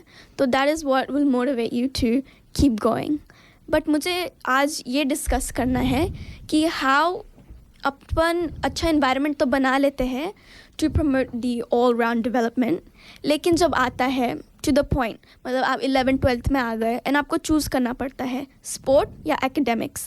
बहुत लोग एकेडमिक्स के टुवर्ड्स जाते हैं. तो मुझे ये रिस्क एंड रिवॉर्ड डिस्कस करना है कि what is the risk you have to take इतना हाई लेवल पे दीपा कुमकार जैसे हाई अचीविंग बनने के लिए, एंड हाउ क्या सपोर्ट सिस्टम ज़रूरी है इतना हाई लेवल पे जाने के लिए एक बच्चे को. तो what are your thoughts on this? शायद मैं स्टार्ट करता हूँ. एक बहुत फाइन लाइन होती है आई थिंक स्पोर्ट्स और एकेडमिक में. जब आपने बात शुरू भी की, आपने क्या कहा था कि ऑलराउंड डेवलपमेंट के लिए एक हॉबी ज़रूरी होती है. ये जो पर्सपेक्टिव है कि ये non academic stuff, non academic activities को हॉबीज़ के लिए जो ट्रीट करना, आई थिंक वो ही एक लेटर ऑन जब आप 11th 12th और पास्ट यूनिवर्सिटी एज पे आ जाते हो, वही जो आपने क्लासिफाई किया है हॉबी के लिए, हॉबी की तरफ से, वही आपका वो ड्रॉबैक बन जाता है. क्योंकि आप उसको हॉबी की तरह देखते हो कि ये मेरा मुख्य काम नहीं है, ये मेरा जो कर्म है, जो जिसके लिए मैं हूँ अभी, ये मेरा मुख्य काम नहीं है. और इसमें बहुत सारे साइकोलॉजिकल फैक्टर्स भी होते हैं, क्योंकि इंडिविजुअल जो टास्क करता है उनके थॉट्स होते हैं, पर you know, as they say, it takes an entire ecosystem to make an athlete. तो तुम्हारी फैमिलीज़ के क्या थॉट्स है, तुम्हारे कोचेस के क्या थॉट्स है, how much financing you have, ये सब डिपेंड करता है. और इंडिविजुअल परफॉर्मेंस भी डिपेंड करता है. शायद अगर हमारे जो दर्शकों हैं उनमें से जो यूथ है, मेरा एक और भी like I have some thoughts on the fact that like आप जब 18 होते हो तब आपको लगता है कि आप बहुत बड़े हो गए हो. शायद 20 के होते हो तब आपको लगता है कि बहुत बड़े हो गए, पर actually you are still very very young. Males and females, they both peak in their physical ability around 28. तो आप सोचो कि 10 more years of absolute dedication के बाद आप फिजिकल पीक पे पहुंचोगे, और उसके बाद 5-6 साल आप फिजिकल पीक पे रहोगे. तो जब पेरेंट्स को लगता है कि कि आप ओके ठीक है, ये गो टू यूनिवर्सिटी और ये सब करते रहो साइड में, पर जब आपको एक्सेलरेटर दबाना होता है ये कोट एंड कोट हॉबी पे, तब आई थिंक आपको एक साइकोलॉजिकल बैटल विन करना होता है पर्सनली. Any thoughts? देखिए रेना ने बहुत अच्छा क्वेश्चन पूछा और you have given really kind of compliment to that as well. देखिए पहले सबसे बात यह है कि आपने अपनी लाइफ में डिसाइड करना होता है कि सक्सेस है क्या. ठीक है, किसको आप सक्सेस कहते हो. ठीक है, अगर आप एकेडमिक्स की बात करें तो एकेडमिक्स में जो आप डिग्री लेते हो ना, वो एक ड्राइविंग लाइसेंस की तरह होती है कि आप ड्राइव कर सकते हो सड़क पे, या एकेडमिकली आपको कहा जाता है हाँ इसने इकोनॉमिक्स किया है, ये इकोनॉमिक्स की जॉब कर सकता है. पर उसमें आप कितना फेयर करते हो, कितना उसको आगे लेके जाते हो, उसमें कितना ग्रो करते हो, वो आपके एटीट्यूड पे डिपेंड करता है. ठीक है, तो अगर आप स्पोर्ट्स में हैं या आप एकेडमिक्स में हैं, उससे कोई अगर आप मेरा एक्सपीरियंस लेके चलें तो कोई फ़र्क नहीं पड़ता है. ठीक है, पर आपका एटीट्यूड, जो कंपनीज हैं या बिग फर्म्स हैं वो एटीट्यूड हायर करती हैं, जो अच्छी सस्टेनेबल कंपनीज बड़ी हैं ना, वो ये हायर नहीं करती कि इसके पास कितनी डिग्रियां हैं, इसके पास कितने कागज़ हैं. ठीक है, तो अगर आपके पास एटीट्यूड है, आपने एक कैरेक्टर बिल्डअप किया है, जो आपने अभी इतना अच्छा एक्सप्लेन किया, और it's really mature thing you have अभी आपने बोली और आपने भी अनुराज. तो हमें पहले अपनी सक्सेस को डिफाइन करना है कि उन्हें ज़िंदगी में करना क्या है. ठीक है, मेरी क्या सक्सेस है ना, हर बंदे की अलग है, मेरी अलग है, आपकी अलग है, उसके बाद अलग है. तो अगर पेरेंट्स आपकी वो सक्सेस को डिसाइड करते हैं तो वो सोचते हैं कि ये मेरी बेटी के पास ये डिग्री होनी चाहिए, ऐसे होना चाहिए, है ना. अब मैं आपको एक बड़ी छोटी सी बड़ी क्विकली स्टोरी सुनाता हूँ, अगर आपके पास टाइम है, 1 मिनट लूँगा. मैं एक बारी मैनली में बीच पे अपने फ्रेंड्स के साथ वॉक कर रहा था, तो वो ऑस्ट्रेलियन लोग थे, और सामने एक और एल्डरली ऑस्ट्रेलियन आया बंदा. तो मेरे फ्रेंड ने बताया कि ये बंदा किसी बहुत बड़े डिपार्टमेंट का बहुत टॉप पोस्ट पे था बंदा, तो वो आ रहा है सामने, तो लेट्स मीट हिम, है ना, उससे बात करते हैं. तो हमने उससे बात की, तो उसने पूछा भाई आजकल आप क्या कर रहे हो. कहता जी मैं आजकल बस चला रहा हूँ. ठीक है, तो उसने कहा इतनी तेरी पेंशन है, इतना कुछ है, तो अब बस क्यों चला रहे हो, है ना. He was around 70 years. तो कहता मेरी चाइल्डहुड की ख्वाहिश थी कि मैं बस ड्राइवर बनूं, और मेरे पेरेंट्स के कारण मैं ये सब किया, और अब मैंने सोचा कि ये मेरी life, I am on fag end of my life, so I have to realise my dream. तो 70 साल की उम्र में वो बंदे ने बस ड्राइवर का काम शुरू किया और वो ट्रांसपोर्ट में लग गया. ठीक है ना. तो आपने पहले अपने अंदर सर्च करो कि आपके लिए सक्सेस की मीनिंग क्या है ना. फिर आप डिसाइड करो कि एकेडमिक्स में जाना है, आपने हॉबी में जाना है, या आपने किस में जाना है. अब हर फील्ड में लोग सक्सेसफुल हैं, बट वो सक्सेसफुल है not because of their only skill और whatever, but they are successful because of their attitude towards that. Actually Anish ji आपने बहुत सही बात कही है. मैंने लाइफ में सैकड़ों लोगों को हायर करा है, और मैं 2-3 मिनट लेता हूँ हायर करने के लिए. वो मेरे रूम में आएगा, दरवाज़ा खोल के बैठेगा, अब नो रियली कि इसको मैं हायर करने जा रहा हूँ या नहीं. और एक ही चीज़ मैं देखता हूँ, एटीट्यूड. अकाउंटिंग में सिखा सकता हूँ, मैंने सैकड़ों को अकाउंटेंट बनाया, बट एटीट्यूड यू कांट. और जो भी हमारी टीम में काम करता है, अगर उसके पास एटीट्यूड नहीं है, जैसे सिंपल वाले हो सकते हैं, टीम में काम करना एक बहुत छोटी सी बात होती है. कुछ लोग बड़े अच्छे होते हैं, good accountant, but they can't work in team environment. हम उसको हायर नहीं करते. बड़ा आपको और लगेगा कि अकाउंटेंट होते हुए भी आप डिग्री नहीं देखते हो अकाउंटिंग की. वो हम सिखा देते हैं, लेकिन वो अगर टीम में काम नहीं करेगा तो सब पूरा बेकार कर देगा. आई थिंक एक मोर दूसरा पर्सपेक्टिव ये भी है कि मैंने आई थिंक देखा है कि जो जैसे अलग कॉन्टेक्स्ट में, जैसे जब इंडिया में होते हैं तो मेन थोड़े जैसे मोर सर्वाइवल मोड में हम लोग होते हैं. मीनिंग कि पहला प्रायोरिटी ये नहीं होती है कि स्पोर्ट्स करें या हेल्थ के बारे में देखें या आर्ट्स में करें. इट्स मोर कि पहले प्लेट में खाना आना चाहिए, घर के ऊपर शेल्टर आना चाहिए.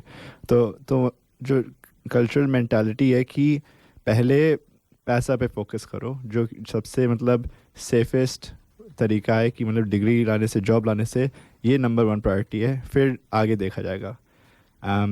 लेकिन आई थिंक शायद सोचे कि जो हमारे काफ़ी श्रोताओं हैं वो अब उस चैलेंज को ऑफन पार कर चुके हैं कि वो जो मिनिमम बेसिक मैज़लोज़, जैसे मैज़लो है उसने हायरार्की ऑफ नीड्स बनाई है तो वो जो मिनिमम नीड्स है वो मीट हो चुकी हैं, तो अब आगे फिर क्या? और आई थिंक तब इन चीज़ों की बहुत ज़रूरत है, और मैंने देखा है काफ़ी मुश्किल होता है कि लेटर इन लाइफ सडनली ये चीज़ें पिकअप करो। तो as parents I think requirement I think ज़रूरी है कि एज़ जो हमारे बच्चे हैं उनको भी हम इंकरेज करें कि ये अलग चीज़ें, वेदर स्पोर्ट्स और जिमनास्टिक्स जैसे बात हुई थी या म्यूज़िक आर्ट्स, इन चीज़ें it's not an optional cheese, I think ज़रूरी है, क्योंकि वन डे आप अपने जॉब से रिटायर करोगे और फिर आपके पास वीक में ऐसे 40 घंटे आपको भरने पड़ेंगे और फिर किससे करोगे? तो वो शुरू से सोचना चाहिए। रहना आपके और थॉट्स बताएं जिमनास्टिक्स और इस टॉपिक्स में। हाँ, मैं ये कहना चाहूँगी कि इंडिया में जो आप कल्चर बोल रहे थे, ये सर्वाइवल मेथड, आई थिंक अभी बहुत इम्प्रूव हुआ है और अच्छा पुश जा रहा है टू परस्यू योर टैलेंट्स। अपन जैसे मैंने मेंशन किया था, इतने सारे टैलेंट शोज़ होते हैं, डांस शोज़ होते हैं, अभी स्पोर्ट्स में भी India is coming on top. बहुत सारा इंकरेजमेंट हो रहा है, फैसिलिटीज़ भी ज़्यादा बढ़ रही है, and that is all because एक बहुत सपोर्टिव इकोसिस्टम बनाया है from a young age. Gymnastics में ऐसा होता है, मैं थोड़ा लेट जिमनास्टिक्स सीखना जॉइन हुई थी। यूजुअली जैसे मैं कोच करती हूँ, 3-3 साल के बच्चे आ जाते हैं जिमनास्टिक्स सीखने के लिए। तो लाइक पेरेंट्स का थोड़ा रिस्पॉन्सिबिलिटी है, एंड वो अच्छे से निभा रहे हैं कि वो अर्ली ऑन इंकरेज करे बच्चों को कि डिफरेंट चीज़ें ट्राई करो, और जब थोड़ा टैलेंट दिख जाता है एक चीज़ में, उसको पुश करना चाहिए कि stick to that one thing और उसको परस्यू करो। पेरेंट्स फिर मतलब अच्छा ट्रेनिंग ढूंढते हैं वो स्पेसिफिक चीज़ के लिए, डिफरेंट अपॉर्चुनिटीज़ ढूंढते हैं बच्चों के लिए, and I think this is very very good. अपना हॉराइजन्स बहुत ब्रॉड होते जा रहे हैं, and it's just very good to see this overall talent in Indian communities. Okay, very good point. अब मेरा एक आखिरी रिमाइंडर है, वो पहली का लास्ट कॉल है कि अगर आपको आंसर पता है क्वेश्चन का कि कौन सी बॉलीवुड मूवी सबसे हाईएस्ट ग्रोसिंग है, तो व्हाट्सएप ग्रुप में भेजिए, और अभी हम शॉर्टली उसका विनर अनाउंस करेंगे $50 कलर्स ऑफ इंडिया वाउचर के लिए। और अभी हम लेंगे शॉर्ट ब्रेक एक गाना सुनने के लिए।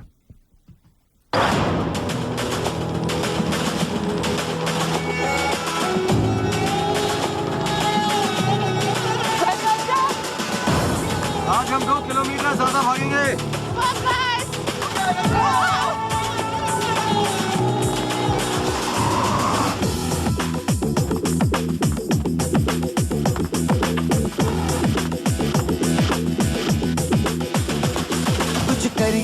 कुछ करिए नस नस मेरी खोले, हाय कुछ करिए, कुछ करिए बस बस बड़ा बोले, अब कुछ करिए। ओ कोई तो चल जिद फड़िए, तू बेतरिए या मरिए, हाय कोई तो चल जिद फड़िए, तू बेतरिए या मरिए। चक दे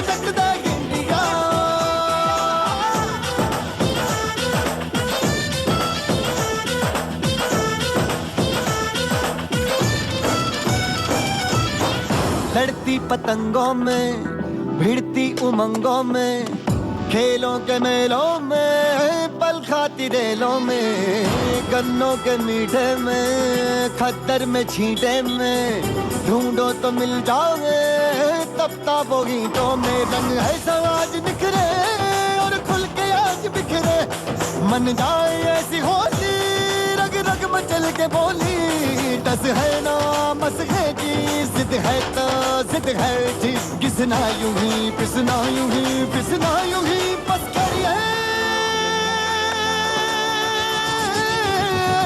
कोई तो चल जिद फड़िए, तू बेतरिए या मरिए, हाय कोई तो चल जिद फड़िए, तू बेतरिए या मरिए। चक दे हो चक दे इंडिया, चक दे हो चक दे इंडिया, चक दे हो चक दे इंडिया, चक दे हो चक दे इंडिया।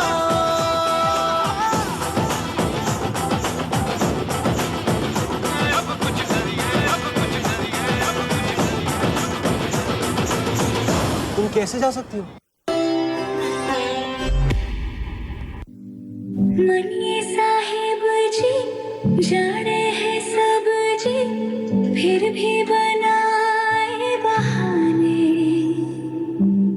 नैना नवाबी जी देखे हैं सब जी फिर भी न समझे इशारे मनिए साहिब जी हम करता बहाने नैना नवाबी जी न समझे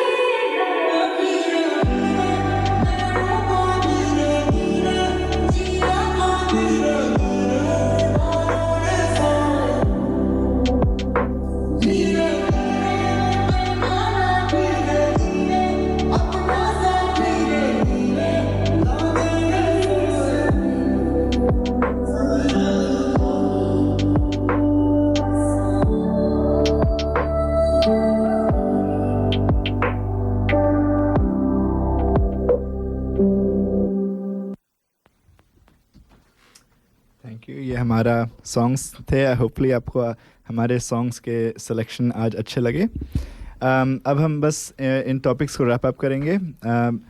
थोड़ी देर में पहेली का विनर भी अनाउंस करने जा रहे हैं, तो उसके लिए स्टे ट्यून्ड।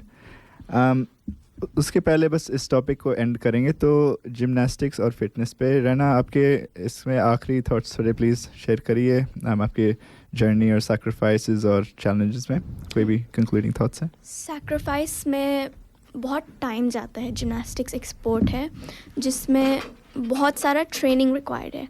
आपको देखने से लगता नहीं है, लेकिन आपको जिमनास्टिक्स के लिए बहुत स्ट्रॉन्ग रहना पड़ता है। नहीं, डेफिनेटली लगता है। नहीं लगता। नहीं, स्कूल में बहुत सारे लोग कहते थे कि ओह जिमनास्टिक स्पोर्ट नहीं है, बट अगर आप देखा जाओ फ्लेक्सिबिलिटी, स्ट्रेंथ, ये सब दोनों बैलेंस करना बहुत डिफ़िकल्ट होता है। सैक्रिफाइसेस के नेम पे टाइम बहुत ज़्यादा है। मेरा ट्रेनिंग स्केड्यूल था Monday, Wednesday, Friday 4 to 8 o'clock training, और फिर सैटरडेज़ को I had like a 5-hour training. तो ट्रेनिंग टाइम बहुत ज़्यादा है। और मेरे से बड़ा सैक्रिफाइस आई थिंक मेरी मम्मी पापा ने किया है। ऑब्वियसली ड्रॉप करना, छोड़ना, खाना देना पूरा दिन के लिए, ये सब बहुत बेसिक चीज़ें होती है, बट बिहाइंड द सीन्स बहुत सारा एफर्ट लगता है। नॉट ओनली दिस, सपोर्ट करना, मतलब मेरी मम्मी सबसे बड़ी सपोर्टर है मेरी। तो जो भी मतलब जिमनास्टिक्स, बड़े बड़े जिमनास्टिक्स कॉम्पिटिशन्स होते हैं, वो मेरे साथ ट्रैवल करती थी, इमोशनल सपोर्ट देती थी। दूसरे टीम की मम्मियों के साथ में जेल होती थी, वो भी बहुत इम्पॉर्टेंट है, मतलब टीम वर्क।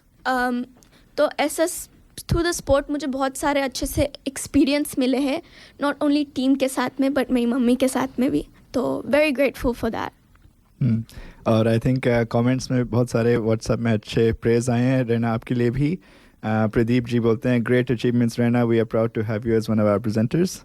मुझे भी एको करना चाहिए कि आपके आई थिंक जैसे कभी लोग सोचते हैं कि यंग लोग में मतलब लेस वैल्यू होती है देने में और ओल्डर लोग में ज़्यादा एक्सपीरियंस है, लेकिन जितना आपने ऑलरेडी लाइफ में एक्सपीरियंस किया है आई थिंक काफ़ी लोगों ने नहीं किया है। तो it's very glad to have you on the show today. और भी थोड़े कमेंट्स में मैं रीड करना चाहता हूँ. काफ़ी लोग ने शो का अभी तक प्रेस किया है, तो थैंक यू आप सबसे. और एक ये कमेंट है, हिमलता, बेस्ट प्रेजेंटेशन चेतन भाई in your team, everyone is doing best. और आया है ये कमेंट राजीव निगम जी से, really nice info on scams and proverb, don't react but act. वो भी मेरे लिए एक बहुत अच्छा टेक अवे रहा है आज के लिए. और जब भी मैं वो मैसेजेस देखूंगा बहुत सुंदर लड़कियों से, तो मैं ये अपने दिमाग में याद रखूंगा. कैसे एक्ट करने वाले हो आप? एक्ट ही नहीं करूँगा, बस देखते रह जाऊँगा. तो ठीक है, अभी हम लोग बस थोड़ी देर में कंक्लूड करने वाले हैं, लेकिन मैं उससे पहले पहली का विनर अनाउंस करना चाहता हूँ. तो हम लोग के चैट ने काफ़ी लोग ने उसका आंसर एक दिया है, और होपफुली आप लोग ने, जैसे मैंने बोला था, बिना गूगल करे ट्राई करा था इस बार. तो क्वेश्चन था सबसे हाईएस्ट ग्रोसिंग इंडियन मूवी क्या है. और हम लोग ने ये क्वेश्चन इसलिए भी चुना क्योंकि जो मूवी है इस स्पोर्ट्स और जिम्नास्टिक्स टॉपिक से जुड़ती है, जिसका आंसर है दंगल. तो दंगल ने करीब 2000 करोड़ बनाए जब वो रिलीज़ हुई, करीब 8 साल पहले, और तब से अभी तक नई टेक ओवर हुआ है. तो जिनने भी वो करेक्ट आंसर दिया, कंग्रेचुलेशंस. लेकिन विनर एक ही हो सकता है, तो हम लोग चुनेंगे.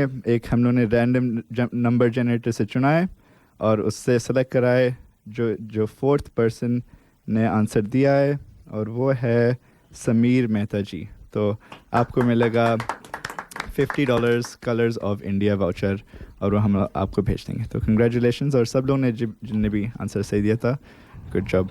अच्छा चेतन जी, एक और है कि जो पिछले सप्ताह की पहली का जवाब तो इस सप्ताह में मिला था. हमने इलेक्शन के ऊपर पूछा था कौन नियरेस्ट है, तो पिछले बार की जो विजेता है पूनम जी हैं. पूनम जी, हम आपको संपर्क करेंगे, और समीर जी, हम आपको संपर्क करेंगे कि आपको $50 का वाउचर कैसे प्राप्त करना है. और श्रोताओं को पुनः बहुत बहुत बधाइयाँ. बहुत बधाइयाँ. और मैं आई गेस बस कंक्लूड करने के लिए मैं आपसे, हम लोग अभी अपने फाइनल थॉट शेयर करेंगे, लेकिन मैं चैट से भी पूछना चाहता हूँ कि आज के शो सुन के आपका क्या टेक अवे था. हम लोगों ने बात की स्कैम्स के बारे में, रिलेशनशिप्स और डेटिंग यूथ में, और अभी मोस्ट रिसेंटली जिम्नास्टिक्स और फिटनेस और माइंडसेट, सक्सेस और इन सब चीज़ों के बारे में. तो इन पे अगर आपके कोई भी थॉट्स हैं प्लीज़ शेयर करिए, हमें बहुत अच्छा लगेगा पढ़ के. मैं आई थिंक एक क्वेश्चन आस्क करना चाहता हूँ अरुणेश जी से. अभी इसी एक जो एक थॉट दी थी कि सक्सेस हम लोग कैसे डिफ़ाइन कर सकते हैं, और हम लोग जानना चाहते हैं कि आप कैसे डिफ़ाइन करते हो सक्सेस खुद के लिए और लोग के लिए. ये जो सक्सेस है एक्चुअली, इसका अलग अलग लोगों के लिए अलग अलग मीनिंग हो सकता है.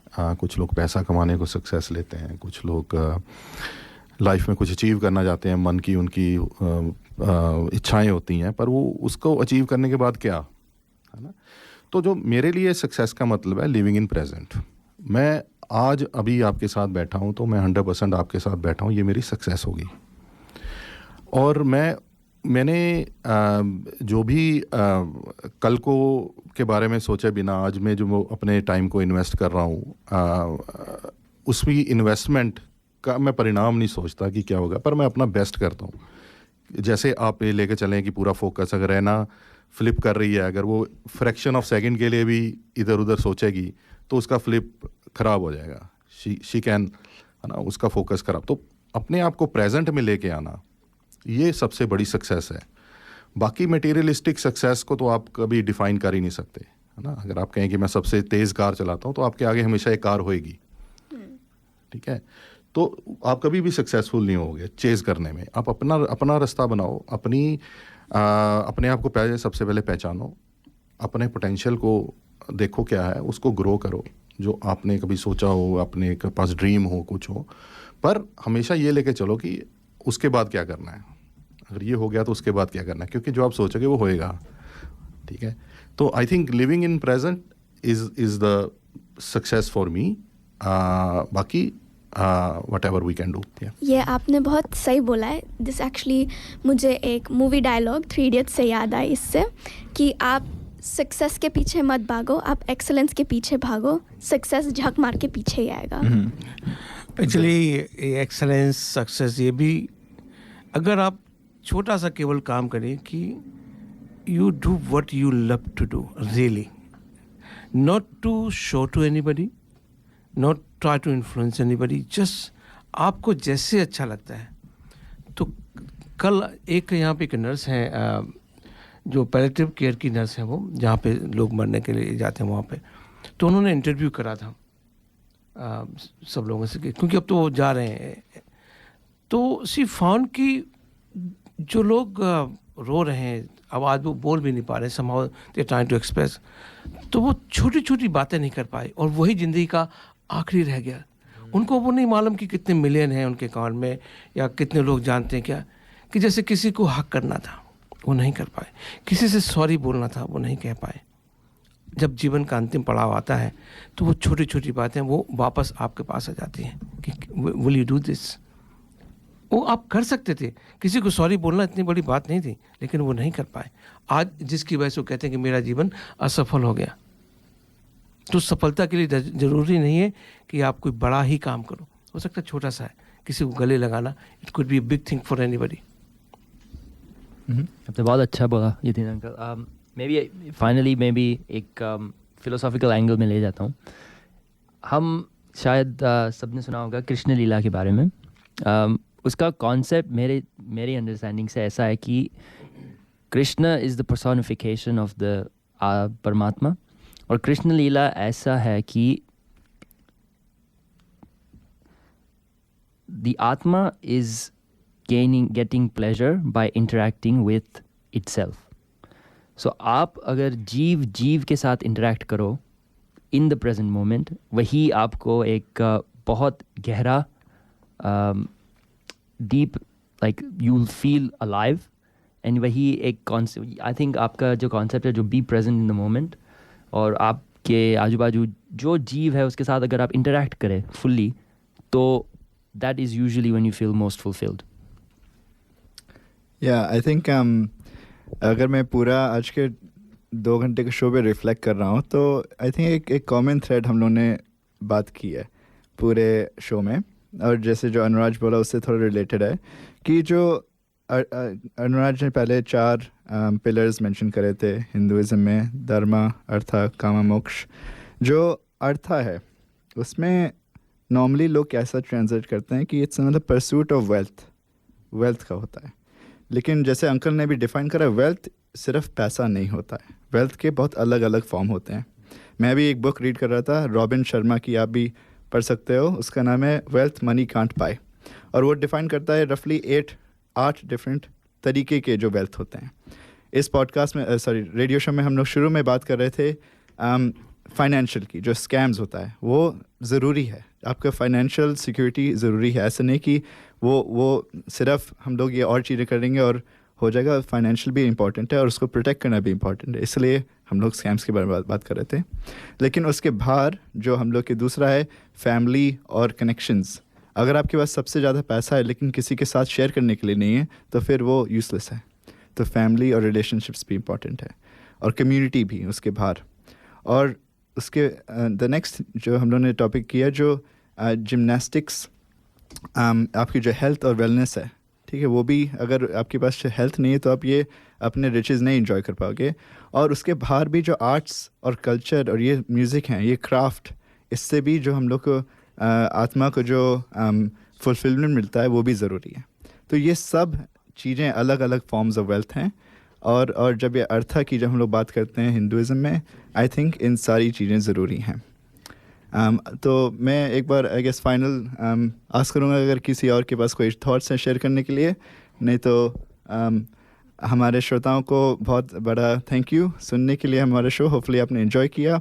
हमारे व्हाट्सएप में सारे अपने थॉट्स और फीडबैक भेज देना, और अगर आप लोग को स्पेसिफिकली मुझे, अनुराज और डिलन की जो ये सब बातें की आप और भी सुन सकते हो। हम लोग के पास एक पॉडकास्ट है, उसका नाम है 3 Faced क्या रैना का नाम कैसे भूल गए? हाँ नहीं, हम कहना चाह रहे थे हमारा एक पॉडकास्ट है जो 3 फेस पॉडकास्ट, जिसमें मैं, डिलन और रैना और अनुराग जाते हैं, लेकिन उसके बाहर भी रैना भी हमारे अब युवा दर्पण ग्रुप में भी है, तो हम यहाँ भी आएंगे। तो अगर आपको ये टॉपिक्स अच्छे लगे तो आप हमें यूट्यूब और स्पॉटिफाई में भी देख सकते हो, और अपने किड्स को भी जो हमारे एज के भी हैं उनको भी शायद हमारी जो इंग्लिश में बातें हैं वो भी रेजोनेट करेंगे, तो उनको भी फॉरवर्ड कर देना। तो हाँ, थैंक यू फॉर लिसनिंग। आपको कुछ एक चीज़ बोलनी है अरुणेश जी? देखिए, आप लोगों से मैं पहली बार मिला हूँ, लेकिन मुझे इतनी खुशी हो रही है आपसे मिलके, और आप यूथ से। हमारा जो कम्युनिटी का फ्यूचर काफ़ी ब्राइट है, आप लोगों के हाथों में है, और मैं आपको और आपके पेरेंट्स को और आपके गुरुजनों को, जो भी जिन्होंने आपको ये करने की प्रेरणा दी है, मैं उनका बहुत बहुत अभिनंदन करता हूँ। और आप लोग, हमारे गुरु नानक देव जी ने एक बात कही थी कि जब वो जिन लोगों को, जो लोग सेल्फिश हैं, या वो उनको कहते थे कि आप बसे रहो, और जो लोग अच्छे थे उनको कहा कि आप उजड़ो, क्योंकि आप उजड़ के कहीं जाओगे तो आप अच्छा ही करोगे। तो आप लोगों को सिर्फ मेरी ये शिक्षा, या आप मेरी एक छोटी सी ख्वाहिश या रिक्वेस्ट आप समझ लें, वो ये है कि आप अपने इस रोल को और एक्सपेंड कीजिए, दूर लेके जाइए, और हमारी जहाँ पे भी आपको ज़रूरत हो आपको एक्सपोजर देने के लिए आप नए आयाम खोजिए, और हम आपको वहाँ तक पहुँचाने का पूरा प्रयास करेंगे। Thank you very much. नहीं, दे आर कैपेबल। और मैं वाकई में कहना चाहता हूँ कि आपके पेरेंट्स को बहुत बहुत धन्यवाद कि उन्होंने आपको, आई एम रियली इंस्पायर। जब पहली बार आप लोगों के बारे में मुझे मालूम पड़ा था, मैंने कहा ये तो बड़ी, आप इतना प्रयास कर रहे हो, जनरली लोग नहीं करते हैं, पर मे भी करते हैं, I may be wrong also, but thanks to you and to your parents as well.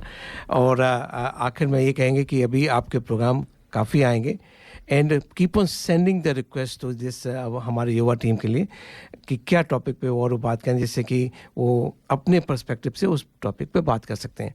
और आज के समय के लिए जो आज आपने 2 घंटे हमारे लिए दिए हैं, उसके लिए भी बहुत बहुत धन्यवाद। चेतन जी, आपको सबको कैसा लग रहा आज रहना? मुझे बहुत खुशी हुई है सबसे मिलने, डिफरेंट पर्सपेक्टिव सुनने की। गेस्ट स्पीकर आपसे भी मिलके बहुत खुशी हुई है। बहुत इंसाइटफुल हो आप, बहुत कुछ सीखने मिला है आज, so thank you. Dylan, what do you want to say, my friend? I just wanted to say बहुत हिंदी पे थैंक यू कैसी बात है। धन्यवाद from my heart and soul, thank you so much। चलो, thank you everyone, enjoy your Sunday। और ये आखिरी गाना है हम लोग का।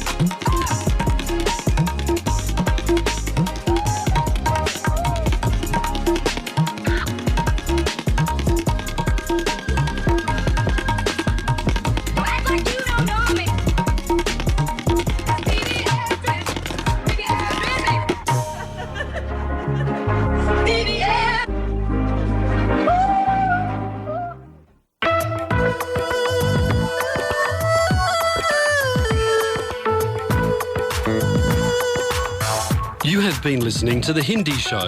Join us next Sunday to contribute and provide feedback on anything you heard today. Contact us on feedback@darpanradio.org.au. आप सुन रहे थे हिंदी कार्यक्रम। हमें हर रविवार सुनिए सुबह 9 बजे से।